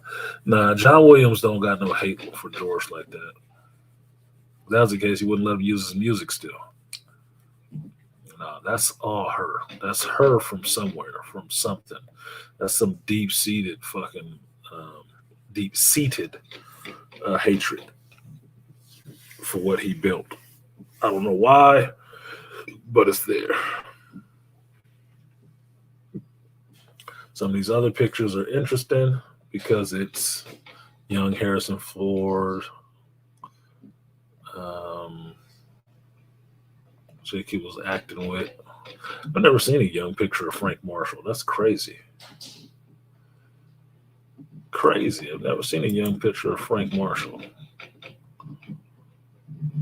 But that's his girl, huh? Okay. Right that bitch in. Do something. I don't know what it is, but she got a mad on for him. And it's obvious. It's not even, maybe she doesn't. It's obvious. I don't think it has anything to do with the slave Leia thing. The slave Leia thing going away is the same thing with Boba Fett's ship not being called Slave One. That's a Disney move. That's a Disney move. Now, Boba Fett's ship will always be Slave One, as far as I'm concerned, and I'm black. So it is what it is. I say Slave Leia is one of the hottest costumes in Star Wars outside of that white outfit that Carrie Fisher was wearing in A New Hope that had her little titties flopping around and a nipple sticking out. So Slave Leia is mild. It's a bathing suit.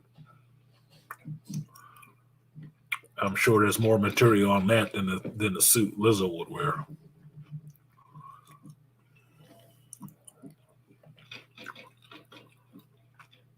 Tina Miller, the actress you're talking about, she was badass.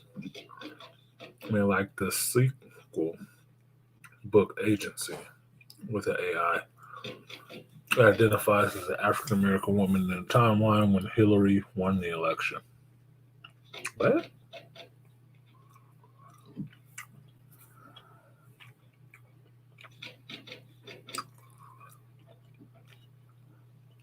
Okay, I had to read that twice.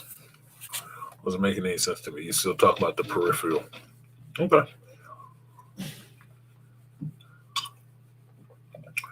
So we call them forced servitude Leia, forced labor one. Can't use the force because Boba Fett didn't have the force. Indentured slavitude. Indentured servitude one. Forced participation. Anyway.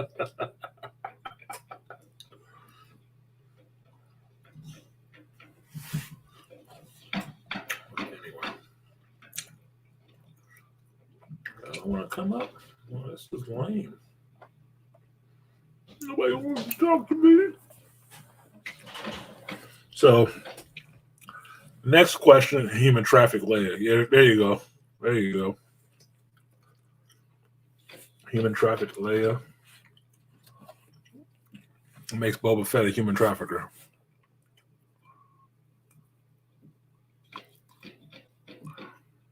What up, Herb? Show Herb in the building. So,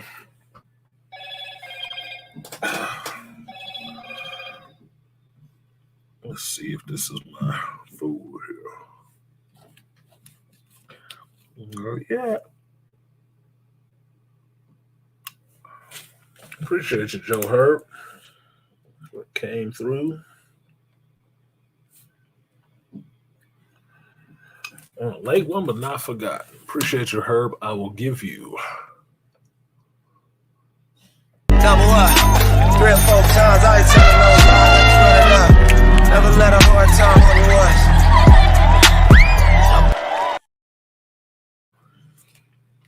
Tied up here. So, where else we at? So, to get off of this and get on to some other stuff, I told you guys I watched, 3 trailers last week and did videos on each one of them. I have not posted all those videos yet, but I did watch the Blue Beetle trailer. And I'm forgetting the kid's name who's in Cobra Kai, who's playing the Reyes kid for Blue Beetle. The movie looks interesting. It does look like another movie. I can't remember the name of it for shit.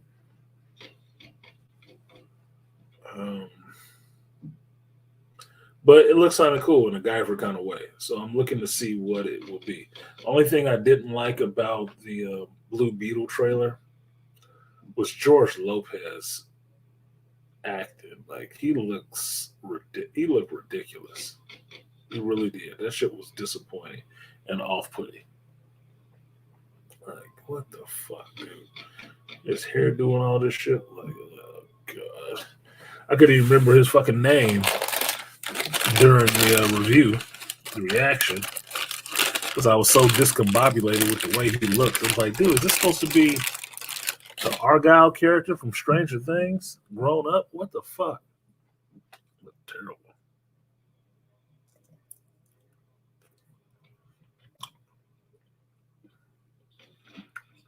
Sabata Nadilla?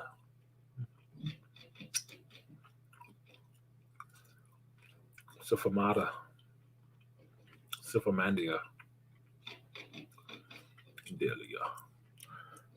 Do I think they'll replace Jonathan Majors as Kang? They shouldn't. I don't know who brought that up and trying to circulate it in the space to soft pedal the idea.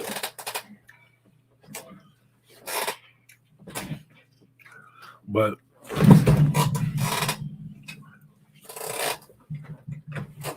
why should an innocent guy be replaced in anything? Why should he be replaced at all? I mean, he said he didn't do it.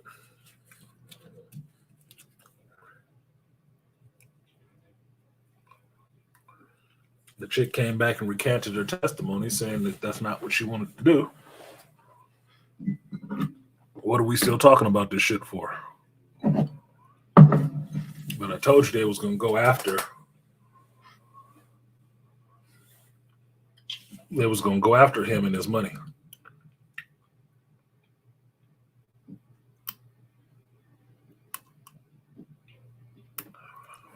And this all of a sudden we got to replace him because of what?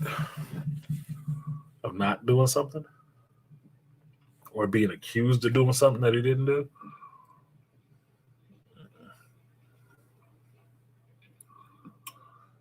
You heard a rumor apparently the rumor is going around that they're going to fire him or he has been fired. And I couldn't find an article that said anything about it. The only place that I found saying something about it was Twitter and TikTok and Reddit. 3 places I will not take trust information from anyway. So I can't report on that shit because I don't know what the fuck is going on over there.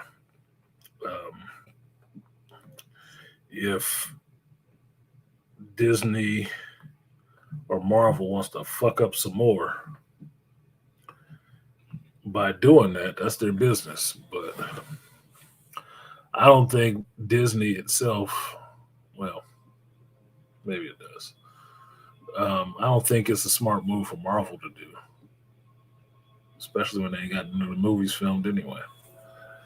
But yeah, this is too late to be recasting.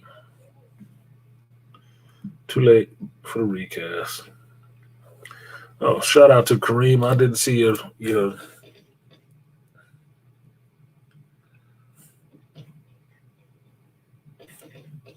cash app before Kareem. My bad. To Kareem Austin, I will give you a 3B salute. Appreciate you.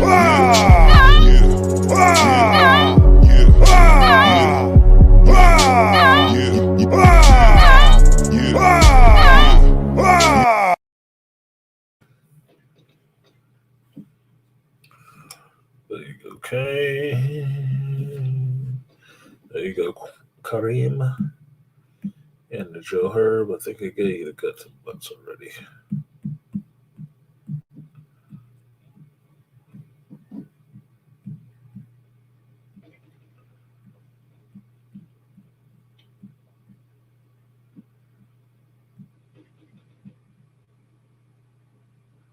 It's funny as fuck. You can't get to his own. Dang. Sorry, y'all. Sorry. I was dozing. All right, I thought Majors. Let's say VC Ram. Right, just keep Jonathan as Kane. They already have invested heavy into casting him as said character. Yeah, what's the point of changing him now? And there's no proof he did anything except try to keep his phone away from some bitch trying to fight with him in the back of a car. Thought Major's case was open and shut. Yeah, I thought it should be not a surprise at Disney Marvel's behavior. Yeah, I thought it was open and shut too. Apparently, it ain't shut enough for them. But this is what I think it is. It's not Disney pushing this. It's somebody with the media trying to push this, trying to ruin it, brother. Get them out of the way for something. Anton Daniels. Disney had years of to replace Ezra while he was still doing his crap and didn't. They kept him on along with reshoots. Yeah, they kept Warner Brothers did keep Ezra Miller on a long time. And he got him on video actually doing this shit. So I don't know what Marvel is thinking, but you know how Disney is in some ways. They don't want the bad PR, so they'll just get rid of the person. It's stupid to me, but they may do it. Appreciate you, DJ B-Side. He said, thanks as always for the good scoop and the commentary. No problem. That's what I try to do. Watch and give you my review of this stuff so you at least know where I'm coming from on it. So appreciate you, DJ. I will give you go DJ. I'm on DJ. The double that. Appreciate you. Money for the crowd, double that. Pussy on fat, double that. 100 on the sack, double that. Block like a ghost town, still double back.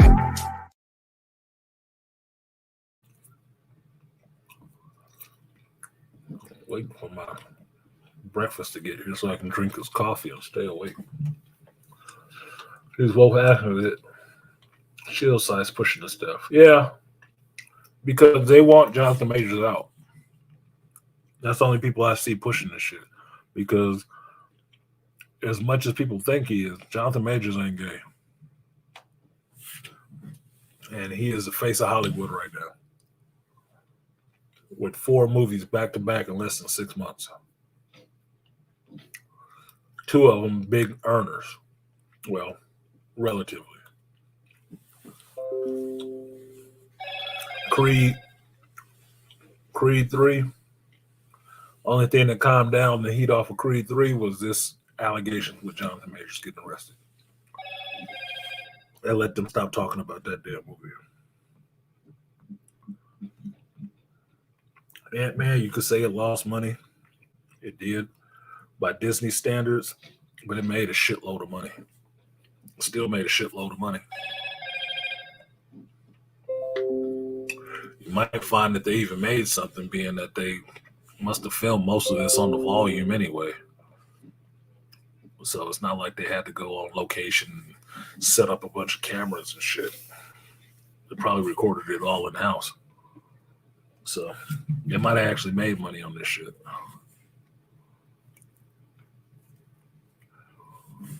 But I agree with you, Beasley. It is the activists fucking it up. I don't have a problem with activism. I do have a problem with activism injected into everything to make you not like it.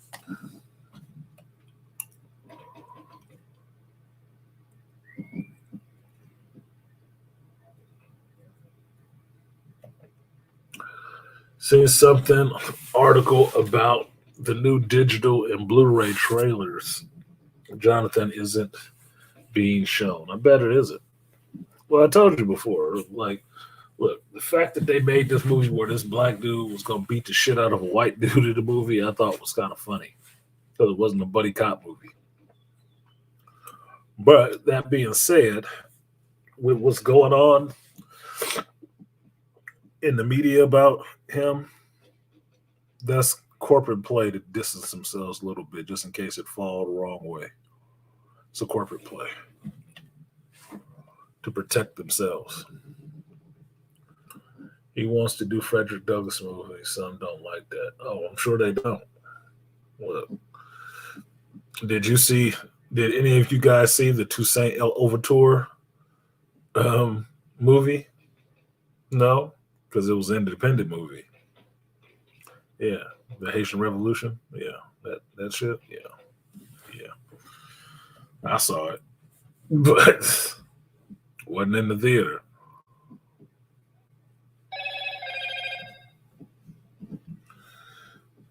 Where the fuck is my food, man? I'm hungry.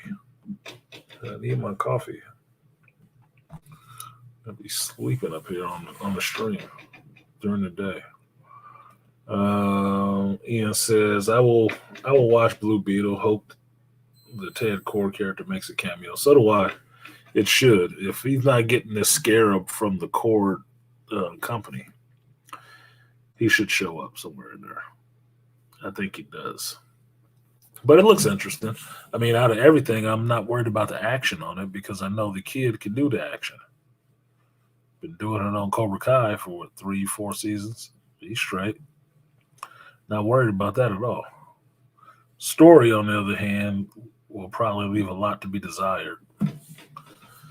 But I don't know. It looks entertaining. I'll check it out. But like I said, if the powers that be at Disney Marvel can disrespect the legacy of Chadwick Boseman as Black Panther, they will definitely do it Jonathan Majors too. Yeah, they would. They could figure they got all the juice out that blackberry they're going to get and just write it off. Let it sit on the shelf for another 20 years so they can give you another number one.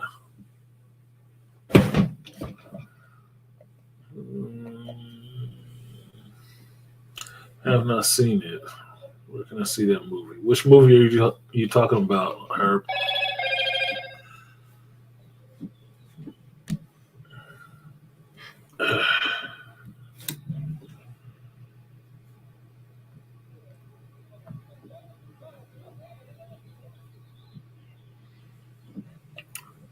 What movie are you talking about, Herb? All right.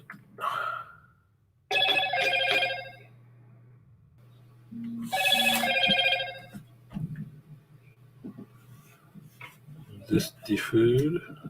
Oh, David is approaching. Final fucking Lee.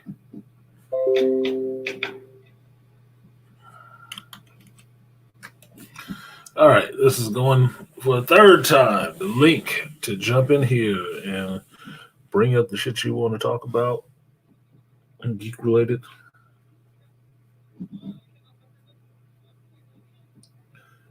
Let's bat it around for a bit. My DoorDash should be here in another minute or so I'm going to have to put you guys on a pause while I go grab my food and my coffee. I need the coffee because I'm dozing off while I'm sitting here on the stream with you guys. So help a motherfucker out. Come up here and talk to me. Or I'm going to fall asleep right in front of you. And there he is. So I will be right back to go get this food off the porch. So give me 3 minutes. 2 minutes. I'll be right back.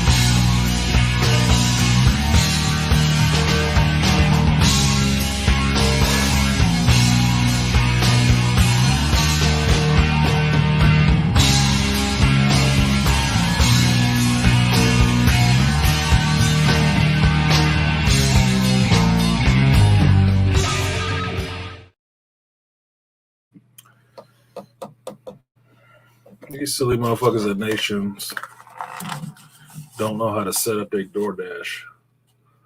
They gave me coffee, straight coffee. No sugar, no cream.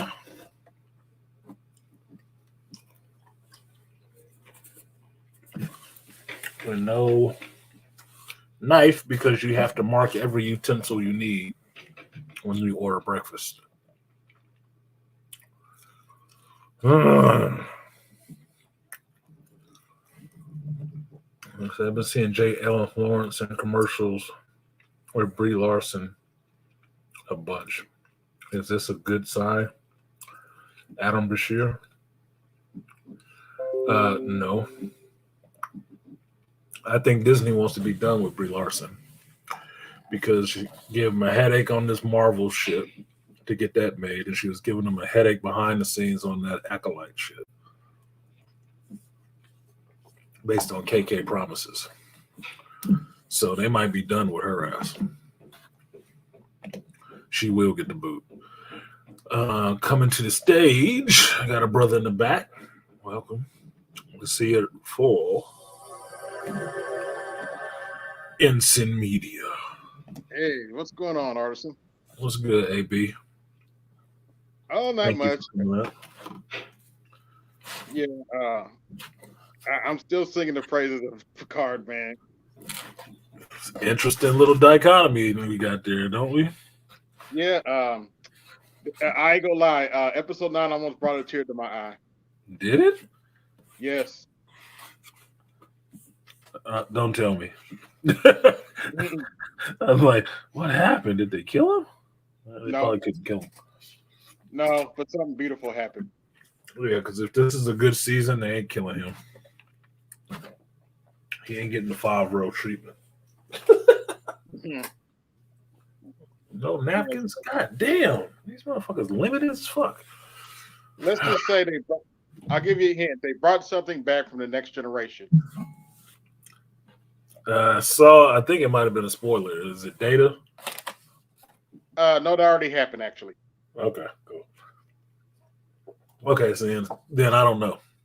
Because I saw an article about Brent Spiner coming back to Picard, and I'm like, oh, so they didn't have Data back yet? I thought he was there in the beginning. He was in the first. He was kind of in the first season near the end. Brent and he played a character in the second season, but they actually brought Data back this season. Okay, good. I like Data. I like Brent Spiner. I like the next generation cast. I like the whole next generation cast. So, for what you keep saying, you keep, convincing me I need to, pay for it a month. I'm just waiting for it to finish this episode. And I'm gonna binge that shit. I'm gonna binge it in 1 month. Here's your biggest hint. They brought something back I thought was destroyed in Generations. Oh, what was that? The Enterprise E? Close. Wrong letter. Wrong. The D. Yes. No shit. I thought it was destroyed too.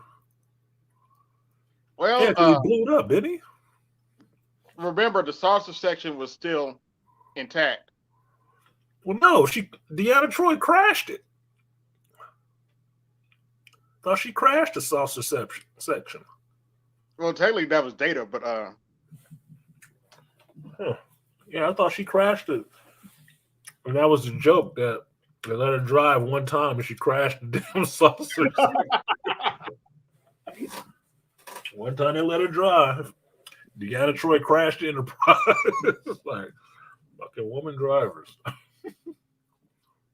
That really wasn't Deanna's fault though, because Data was the one that actually stabilized the thing. So technically, she didn't crash it. Mm-hmm. Technically, it was Data's fault. The computer made a mistake. Okay, that's what you want to go with. The computer made a mistake. That was user error. So by that roundabout way, we can blame a Noonien soon, right? I guess. But the ship was still destroyed. They just used another class. What's the name of that class? I forget the name of that class. Galaxy class ship. Galaxy class, yeah. They used another Galaxy class with the saucer. Okay, so she just hooked up with another ship with the salsa section. Yep, Okay, that could work. pretty much. They all interchangeable. Found a way to get another figure out of that shit, didn't they? Yeah. I'm sorry. I'm not going I to go buy that now. I'm not going to spoil the rest of the story. It's too damn good. It's Okay, too damn good for me to spoil. LCD data and generations. Yep. So what Joe Herb is saying, like, I don't know if I want to see Adam Bashir in the MCU right now. I know I don't. I don't want to see him right now. No fucking way. Adam Bashir. Yeah. Blue Marvel. I don't want to see Blue Marvel right now. I'm gonna fuck that up so bad. It will fuck that up so bad. You think Taika Waititi got a hold of your lore? No, dear. No, sirree. I don't want to see that shit right now. You don't have to worry about giving me nothing new right now. Just do what you got on your list. If you have a list, if you actually have a fucking plan, which it don't seem like they do. But just do that. Don't no thrills, no frills. Just do what you know and what you got. Yeah, I saw the Marvels trailer. What'd you think? I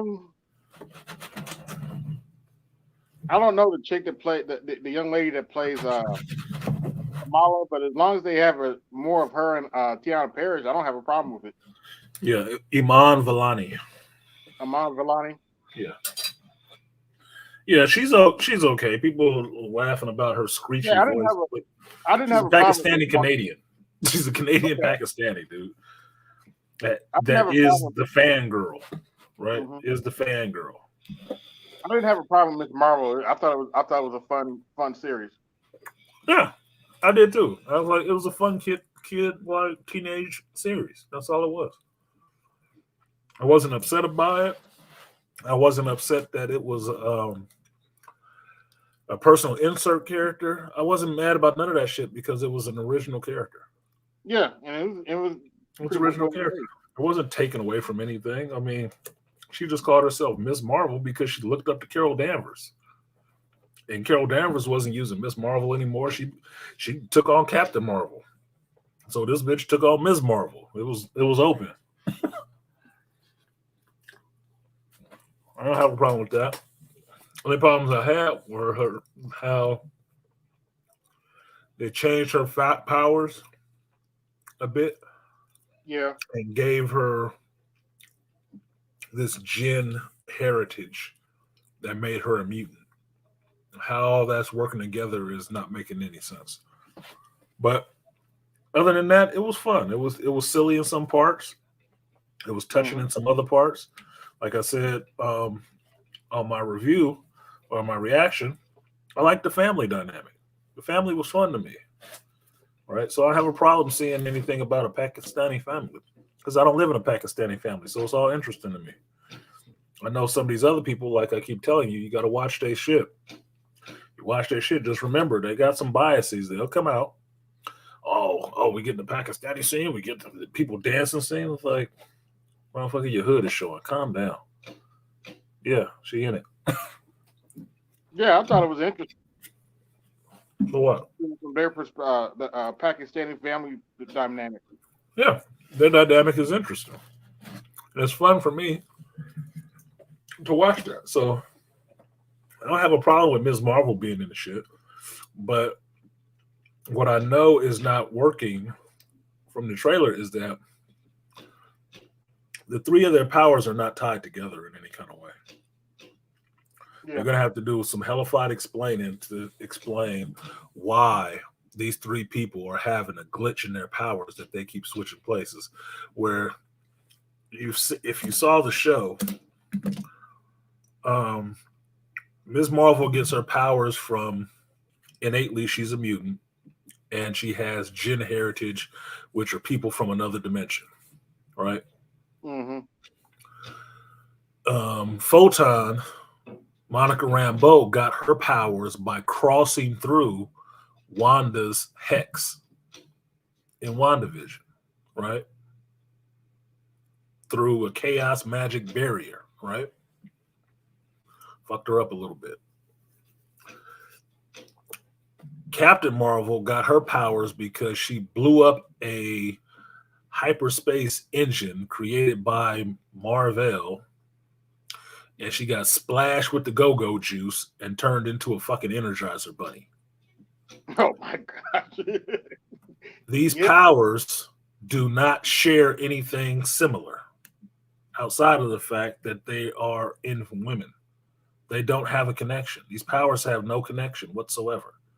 So you're going to have to explain to me really well how the fuck you have these powers glitching against each other like they all have the same power. They don't have the same power. It's not even the same origin. It doesn't even come from the same place. Now, that might work on stupid people, but I read comics. That's not how that power situation works. Yep. So you can explain it to me. I will allow you to explain it to me by going to the movies. But I already know off bat, number one, Monica's powers aren't reduced to light. I can absorb light. No, bitch. You can become light. There's a difference.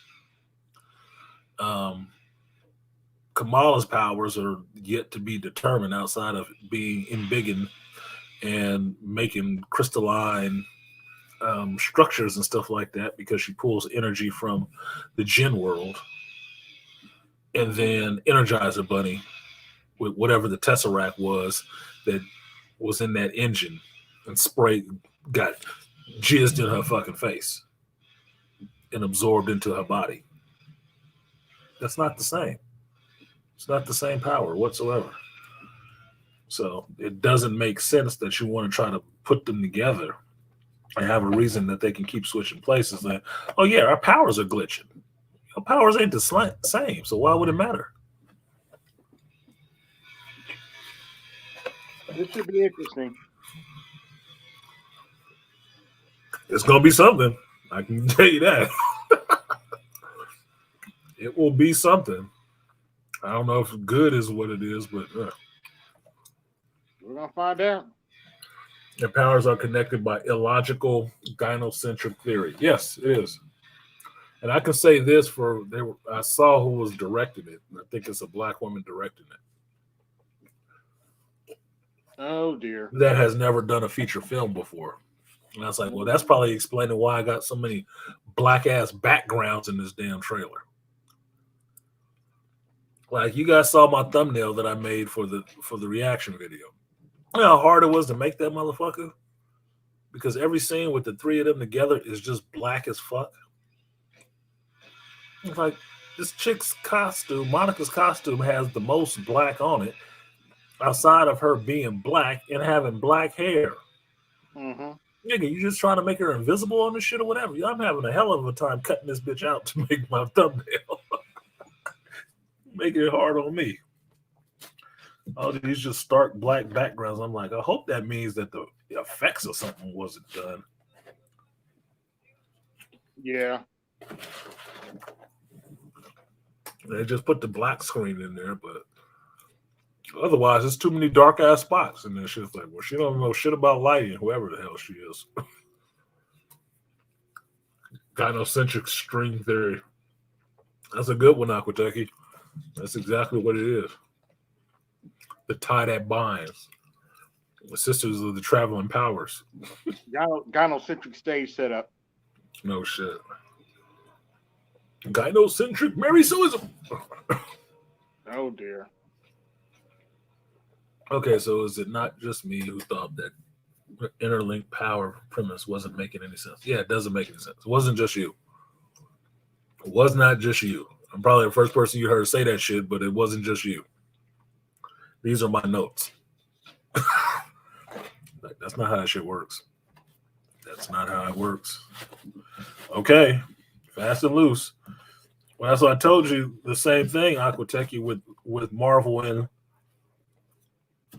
the difference between time travel and multi-dimensional travel. They keep just playing fast and loose with that shit because whoever writing it don't understand that that's two separate things.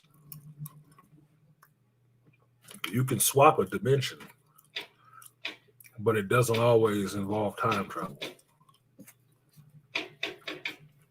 Otherwise, why do you have these Jen and Ms. Marvel coming over here and aging normally? Mm-hmm. That's a different dimension. They didn't time travel. They just dimension hopped.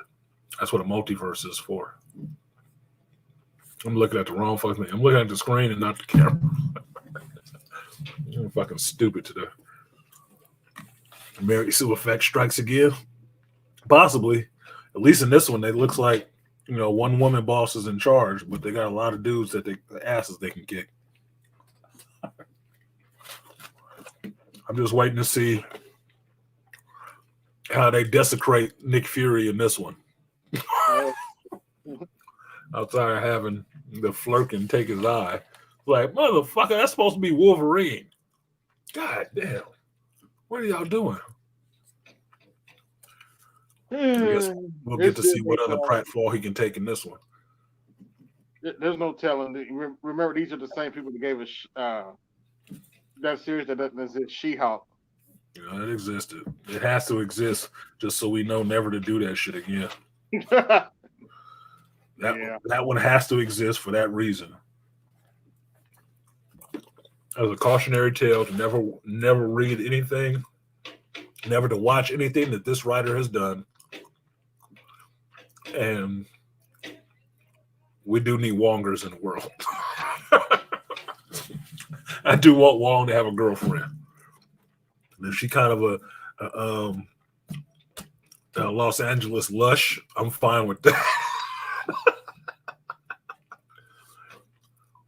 Wearing a grown woman wearing a whole faded pajamas and shit like that, hanging out over Carmitage, spending the night and stuff like that. I want Wong giving her the sling ring. Just saying. Let somebody grow up. I actually like Wongers.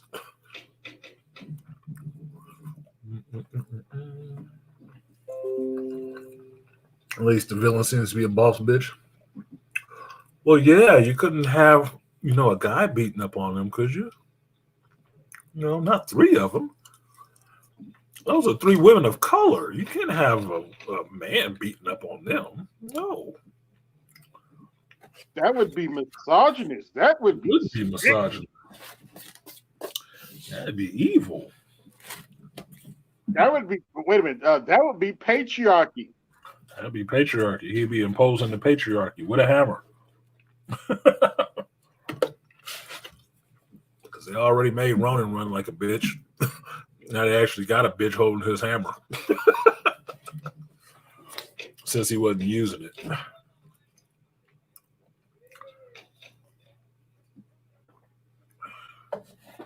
What are your thoughts on what is Tennifer?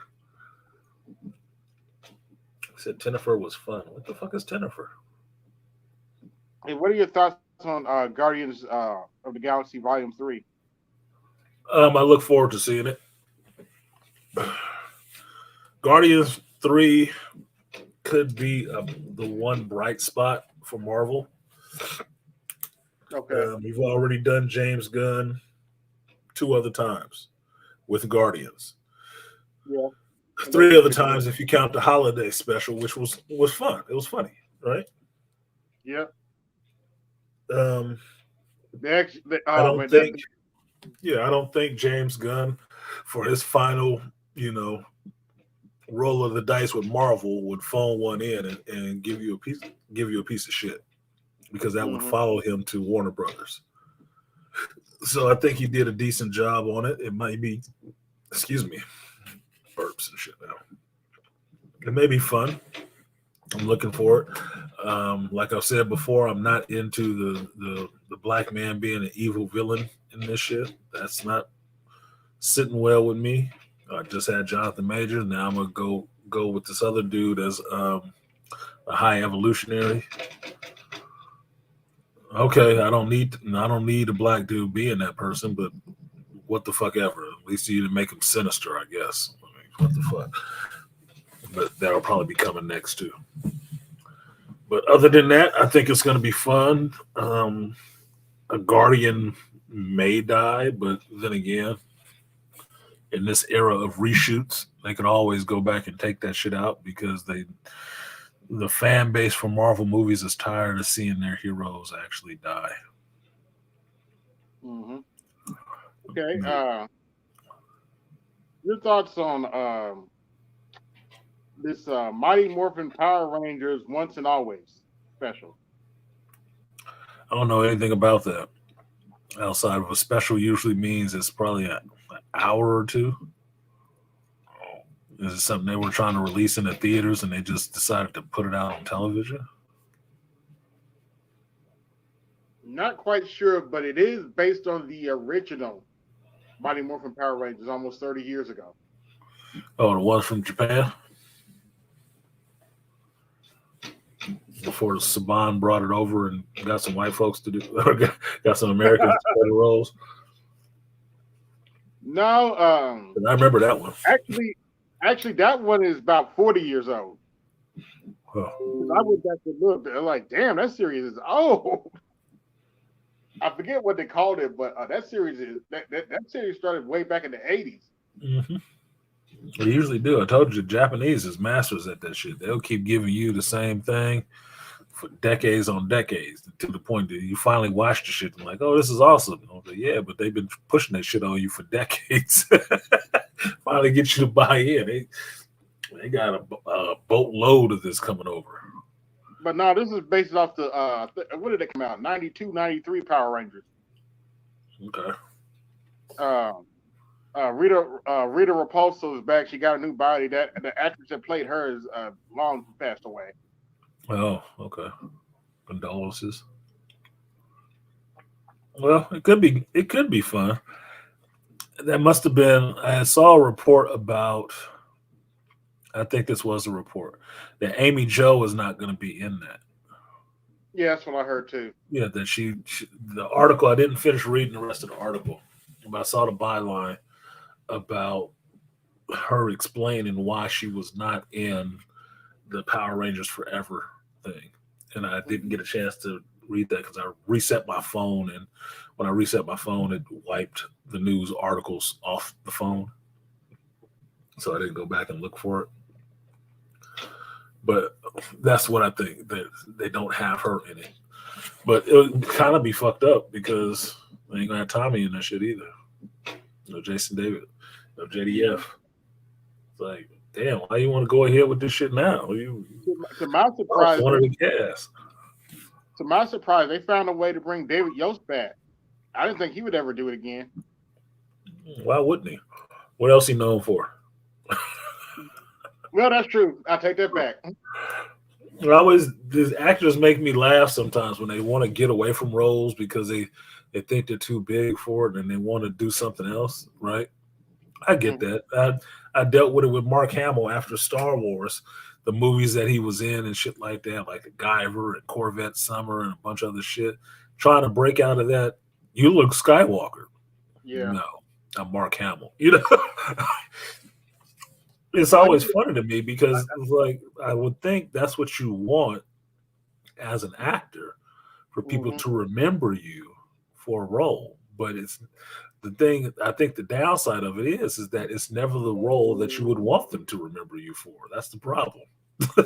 Yeah, he's remembered for Luke Skywalker. He's also remembered for the voice of the Joker. Shit, I remember him for being in Guyver too, with a mustache. Wow. Being a cop. I remember him for being Cockknocker in fucking Jay and Silent Bob Strike Back, which was hilarious to me because both he and Carrie Fisher were in that movie. Damn, really? Okay. Yes. Carrie Fisher was in it before she look. That movie had a bunch of people in it before they died, right? Mark Hamill, Carrie Fisher, George Carlin.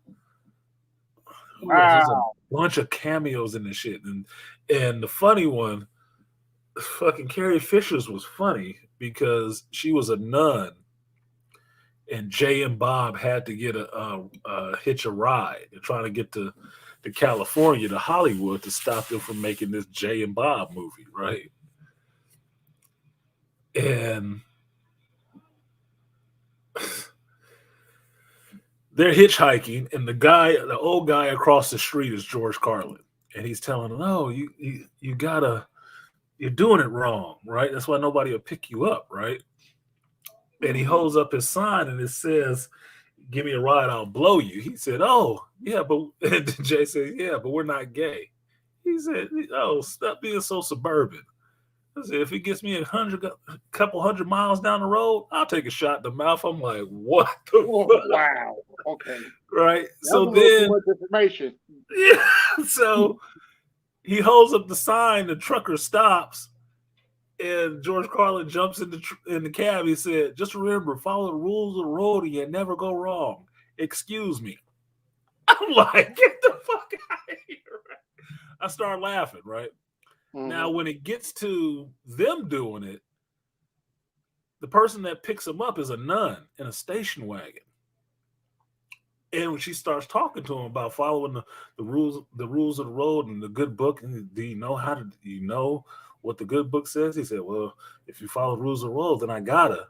She said, "But do you know how to do it?" He said, "Well, I guess." And you see that it's Carrie Fisher, and Jay is sitting in the front seat. He tries to go down on her while she's driving.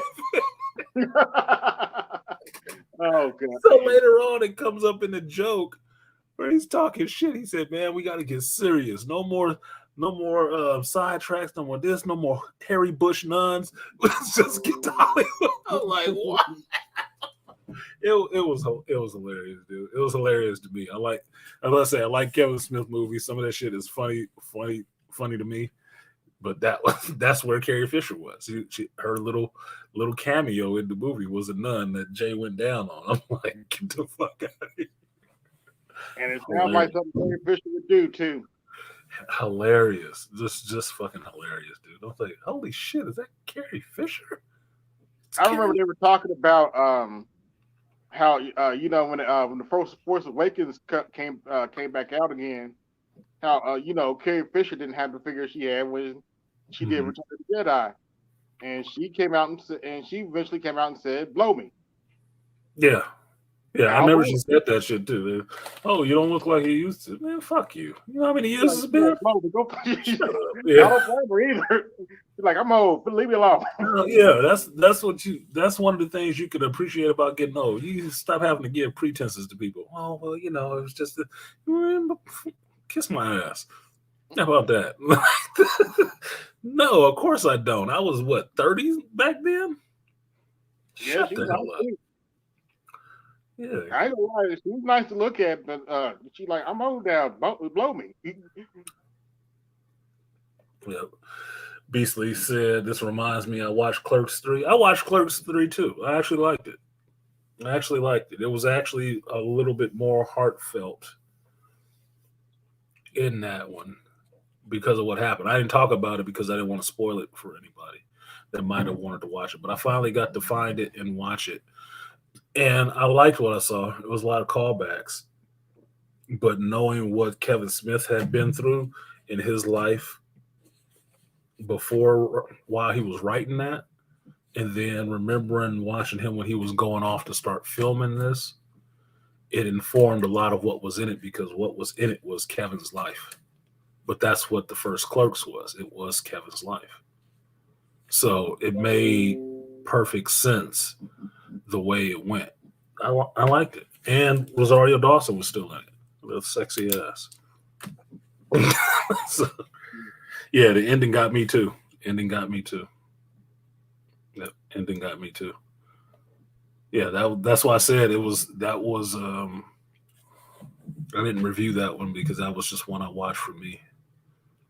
And I did enjoy it. So, but I like Kevin Smith movies. That's why I said, yeah, he may have fucked up on that Masters of the Universe shit, but I've liked his movies since I saw Clerks. I've seen every one of them. I own just about every one of them. except for like Tusk. I haven't seen Tusk. I don't own that one. I don't own Red State because Red State was weird to me. Yoga Hosers, I don't own that one. Mm-hmm. I haven't even watched it. That's his daughter. I think it's one other one. Other than that, I've seen all the rest of that shit. Love it. Fun. Fun movies. Fun movies for an Xer. How you get down. Boom, boom, boom, boom, boom. So, yeah, Clerks 3 was good to me. It was good to me. A lot of callbacks, though. A lot of callbacks. Like I said, it was an awesome movie. You saw Malika? I didn't think you watched it. Took me a while to find the shit. I wanted to go to the theater and see it. But the day they did a screening up here that Kevin Smith came to, it's up in Sacramento, and I was at work that day. I wouldn't have made it there in any amount of time. I wouldn't have made it there to see shit. So I didn't go. Yeah, Dante and Randall are Kevin. But if you've worked in a comic shop, if you've worked retail with customers, you can see that same kind of shit happening. You can. It's just interacting with people. That's what it comes down to. It's just interacting with humanity all the time. Right. And you'll see weird shit like that. And some of it'll be funny, some of it'll drive you fucking nuts, because if you've worked in retail for longer than 2 years, you probably have become jaded about retail already. Like, y'all seen me go off about stuff that I seen in the shop, but it's not that I hate it. It's just there is annoyances to every job that you do. And in retail, your annoyances tend to be the actual customers, some of them, because they're weird. They're legitimately weird. And they come at you with some left field ass questions, expecting you to put it in right field for them. Like, no. It's not how we do things, sir. Mm-hmm. Just make perfect sense. Just take this butter out of this tub. I just want the tub, and you can still just charge me for just the tub. No, because then I got a handful of fucking butter. No, why don't you just buy the tub with the butter in it and do whatever you want to with it? Shit. Why you got to give it to me though? Stupid shit. Yeah, but I like Clerks. I liked it. And yes, I do agree Dante and Randall are two distinct sides of his personality. It is, but I can tell you this. Randall in number 2 was kind of the impetus for me taking over the shop. Kind of the impetus. Because it's the idea. Like, you've been here long enough. Why don't you take it over? What else you need to do? What else do you need to know? That's what they did. They took over. And number 2, they bought the Quick Stops. They became entrepreneur business owners, doing the same shit they had been doing for fucking 10 years anyway. Natural progression. Like I said, everything is a natural progression. You should always be moving up somewhere. They moved up from being just the people working there for somebody else to the owners of the damn building hiring other people. Yeah. So, progression. Well, you got anything else, AB, since you're the only brave soul this week that wants to come up and talk some geek shit? I don't know what I did. I'm looking forward to Strange New World Season 2. Really? Oh, that's right. You were liking Strange New World too. Yeah, it was that was fun too. Well, I'm gonna give Picard a chance because I always like Jean-Luc. I always like the TNG cast. I would like to see them back together. They all old now, but I would like to see them back together and see what the story is, especially if it's good. Oh, it's good. They well, I already told you they incorporated some of the Deep Space Nine stuff in there too. With the Jem'Hadar and stuff like that, you told me. I was like, no, actually, the Dominion. Excuse me, the Dominion. No, actually, I haven't seen the Jem'Hadar. Yeah, I mix it up. The changelings and stuff like that. It's like changelings is a motherfucker, dude. You might have a whole secret war. You might have a whole secret invasion going on right there. Right. Oh, yeah. Let's just say, Section 31 needs their ass whipped. Section 31 needs their ass whipped. And I'm gonna leave it there. Okay. Well, like I said, Kevin in real life bought the actual Quick Stop store. I could see him doing that. Why the fuck not? Why the fuck not? Now, I do have to give you a kind of a caveat. It kind of helps if you watch the season finale of Picard season 1. Okay, I was gonna binge all of them all the way up because I wouldn't. I wouldn't want to start on 3 and not have seen 1 and 2 because it's gonna feed off of 1. That's why I asked you last time, like how many episodes we talking about, so I know how many episodes I got to go through. Because if it's as bad as everybody is describing, I need to know when that shit is gonna be over.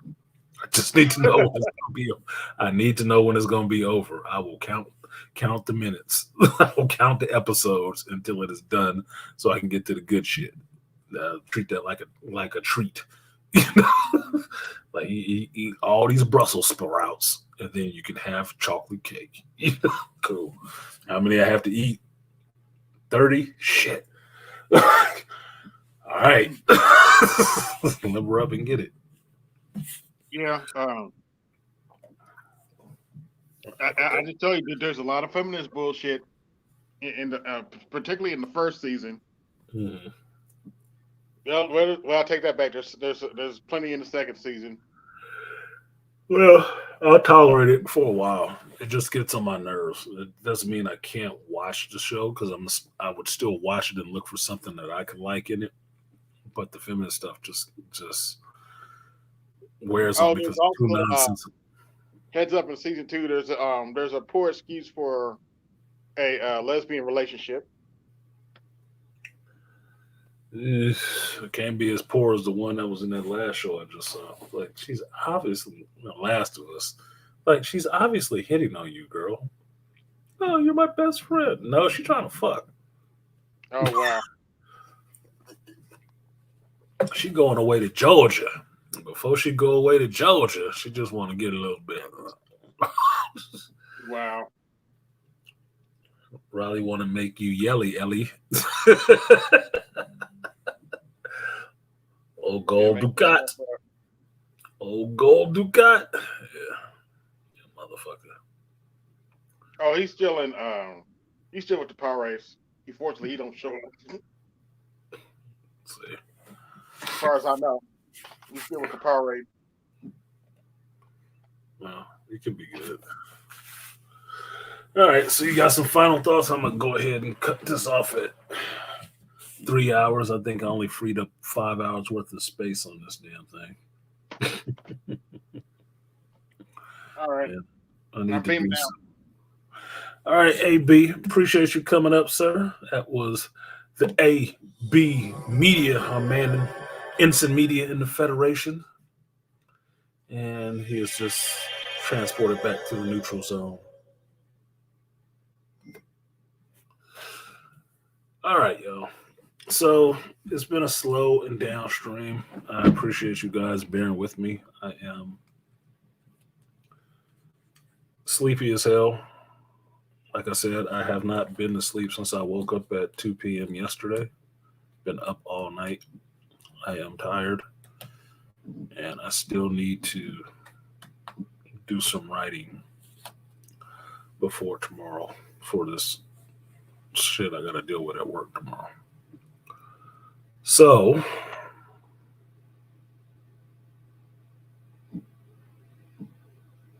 like, share, subscribe. Thank you for coming through and spending your time with me on this Sunday. Shout out to the brothers in the UK, Eon. It is 9:50. So ended before 10 o'clock for y'all. Got to get my bedroom voice on talking to y'all. I'm working on 2 projects, and that's why I'm not there. I'm just listening. Hey, man, as long as you're doing your homework, you know me. That'd be a good big brother. Because my shoes never stop trying to find somebody's ass to get them to do what they said they was going to do. Never stops. Got a boomerang boot. So get your work done. I'm not upset at you.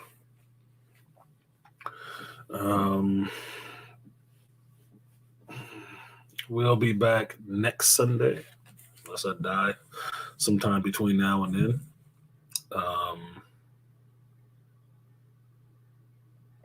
You said I was correct. 9:50. See it, mate. Yep, 9:50. I'm good with numbers, Eon. So thank you for letting me know y'all 8 hours ahead. So now I know. I wasn't thinking of it that way. This is the funny thing about UK people, right? Or UK people watching your streams. I know there's at least one dude in the UK that watches my stream. I do. I watch his streams. And I hear shit. But I don't know. I had never thought about the time difference. I only thought about the time difference between West Coast and East Coast, which is 3 hours. Wasn't thinking about if you add another 5, you catch some people from the UK, because I don't know who's from the UK because people never put it in the chat. I never ask them. So maybe that'll be something to institute so I know where everybody coming from when we have these talks. And I don't think I'm just talking East Coast, West Coast, and parts in between. Could be fun. Because that's, for me, that says something. Like, oh, I reached somebody out in the UK. Cool. Some women, though. It's cool for me. So, thank you for letting it be known that you're there. Because you don't know who was watching where on the replay. You just know they watched it. You don't know where the fuck they were. I have no clue. So, I'm going to go ahead and get out of here. We did not make the goal today. 3, 4, 5, 6, 7. Yeah, we're 5, 6 shy of the goal. It's cool. I had low energy today. And not really stuff that I want to talk about. I did see the Ahsoka trailer. I thought it looked good. I was amped for it. I will try to get the videos out this week. That will be Star Wars Visions, Ahsoka, and Blue Beetle trailer reactions. I did all 4 of those in the same night. So it's been a little bit of a headache getting them downloaded so I could actually edit and put it back up. But I will get them up for you guys, and then we can talk about it later. Ahsoka looks good. I'm interested to see that. Star Wars Visions Volume 2 does look good. I'm really interested in seeing some of the segments on that, just like, Love, Death, and Robots. And what do we got this week? We got the finale of The Mandalorian. So remember, I will do a watch party that night for The Mandalorian. Check the community tab. Way you check the community tab is you but you sub to the channel, click the bell icon. So when I drop something in the community tab, you will see it. You'll see a link, and then you can come on over and watch it with me and get my live reaction to watching this episode. I hope we see a mythosaur. It might be cool to see Boba Fett show up. I don't know. It's just, wishful thinking. Or it will be a Viking funeral, and this will be dog shit episode. Never know. So, anyway, that's it. I've been Artisan MC. I do this every Sunday, rain or shine, tired or not.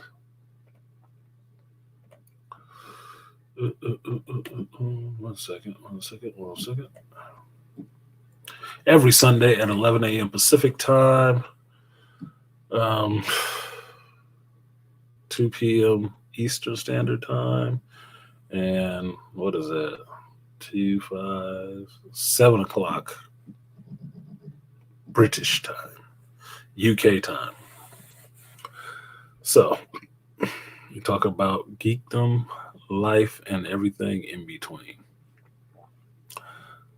And this is a shitty outro. I will see you guys next time. Peace.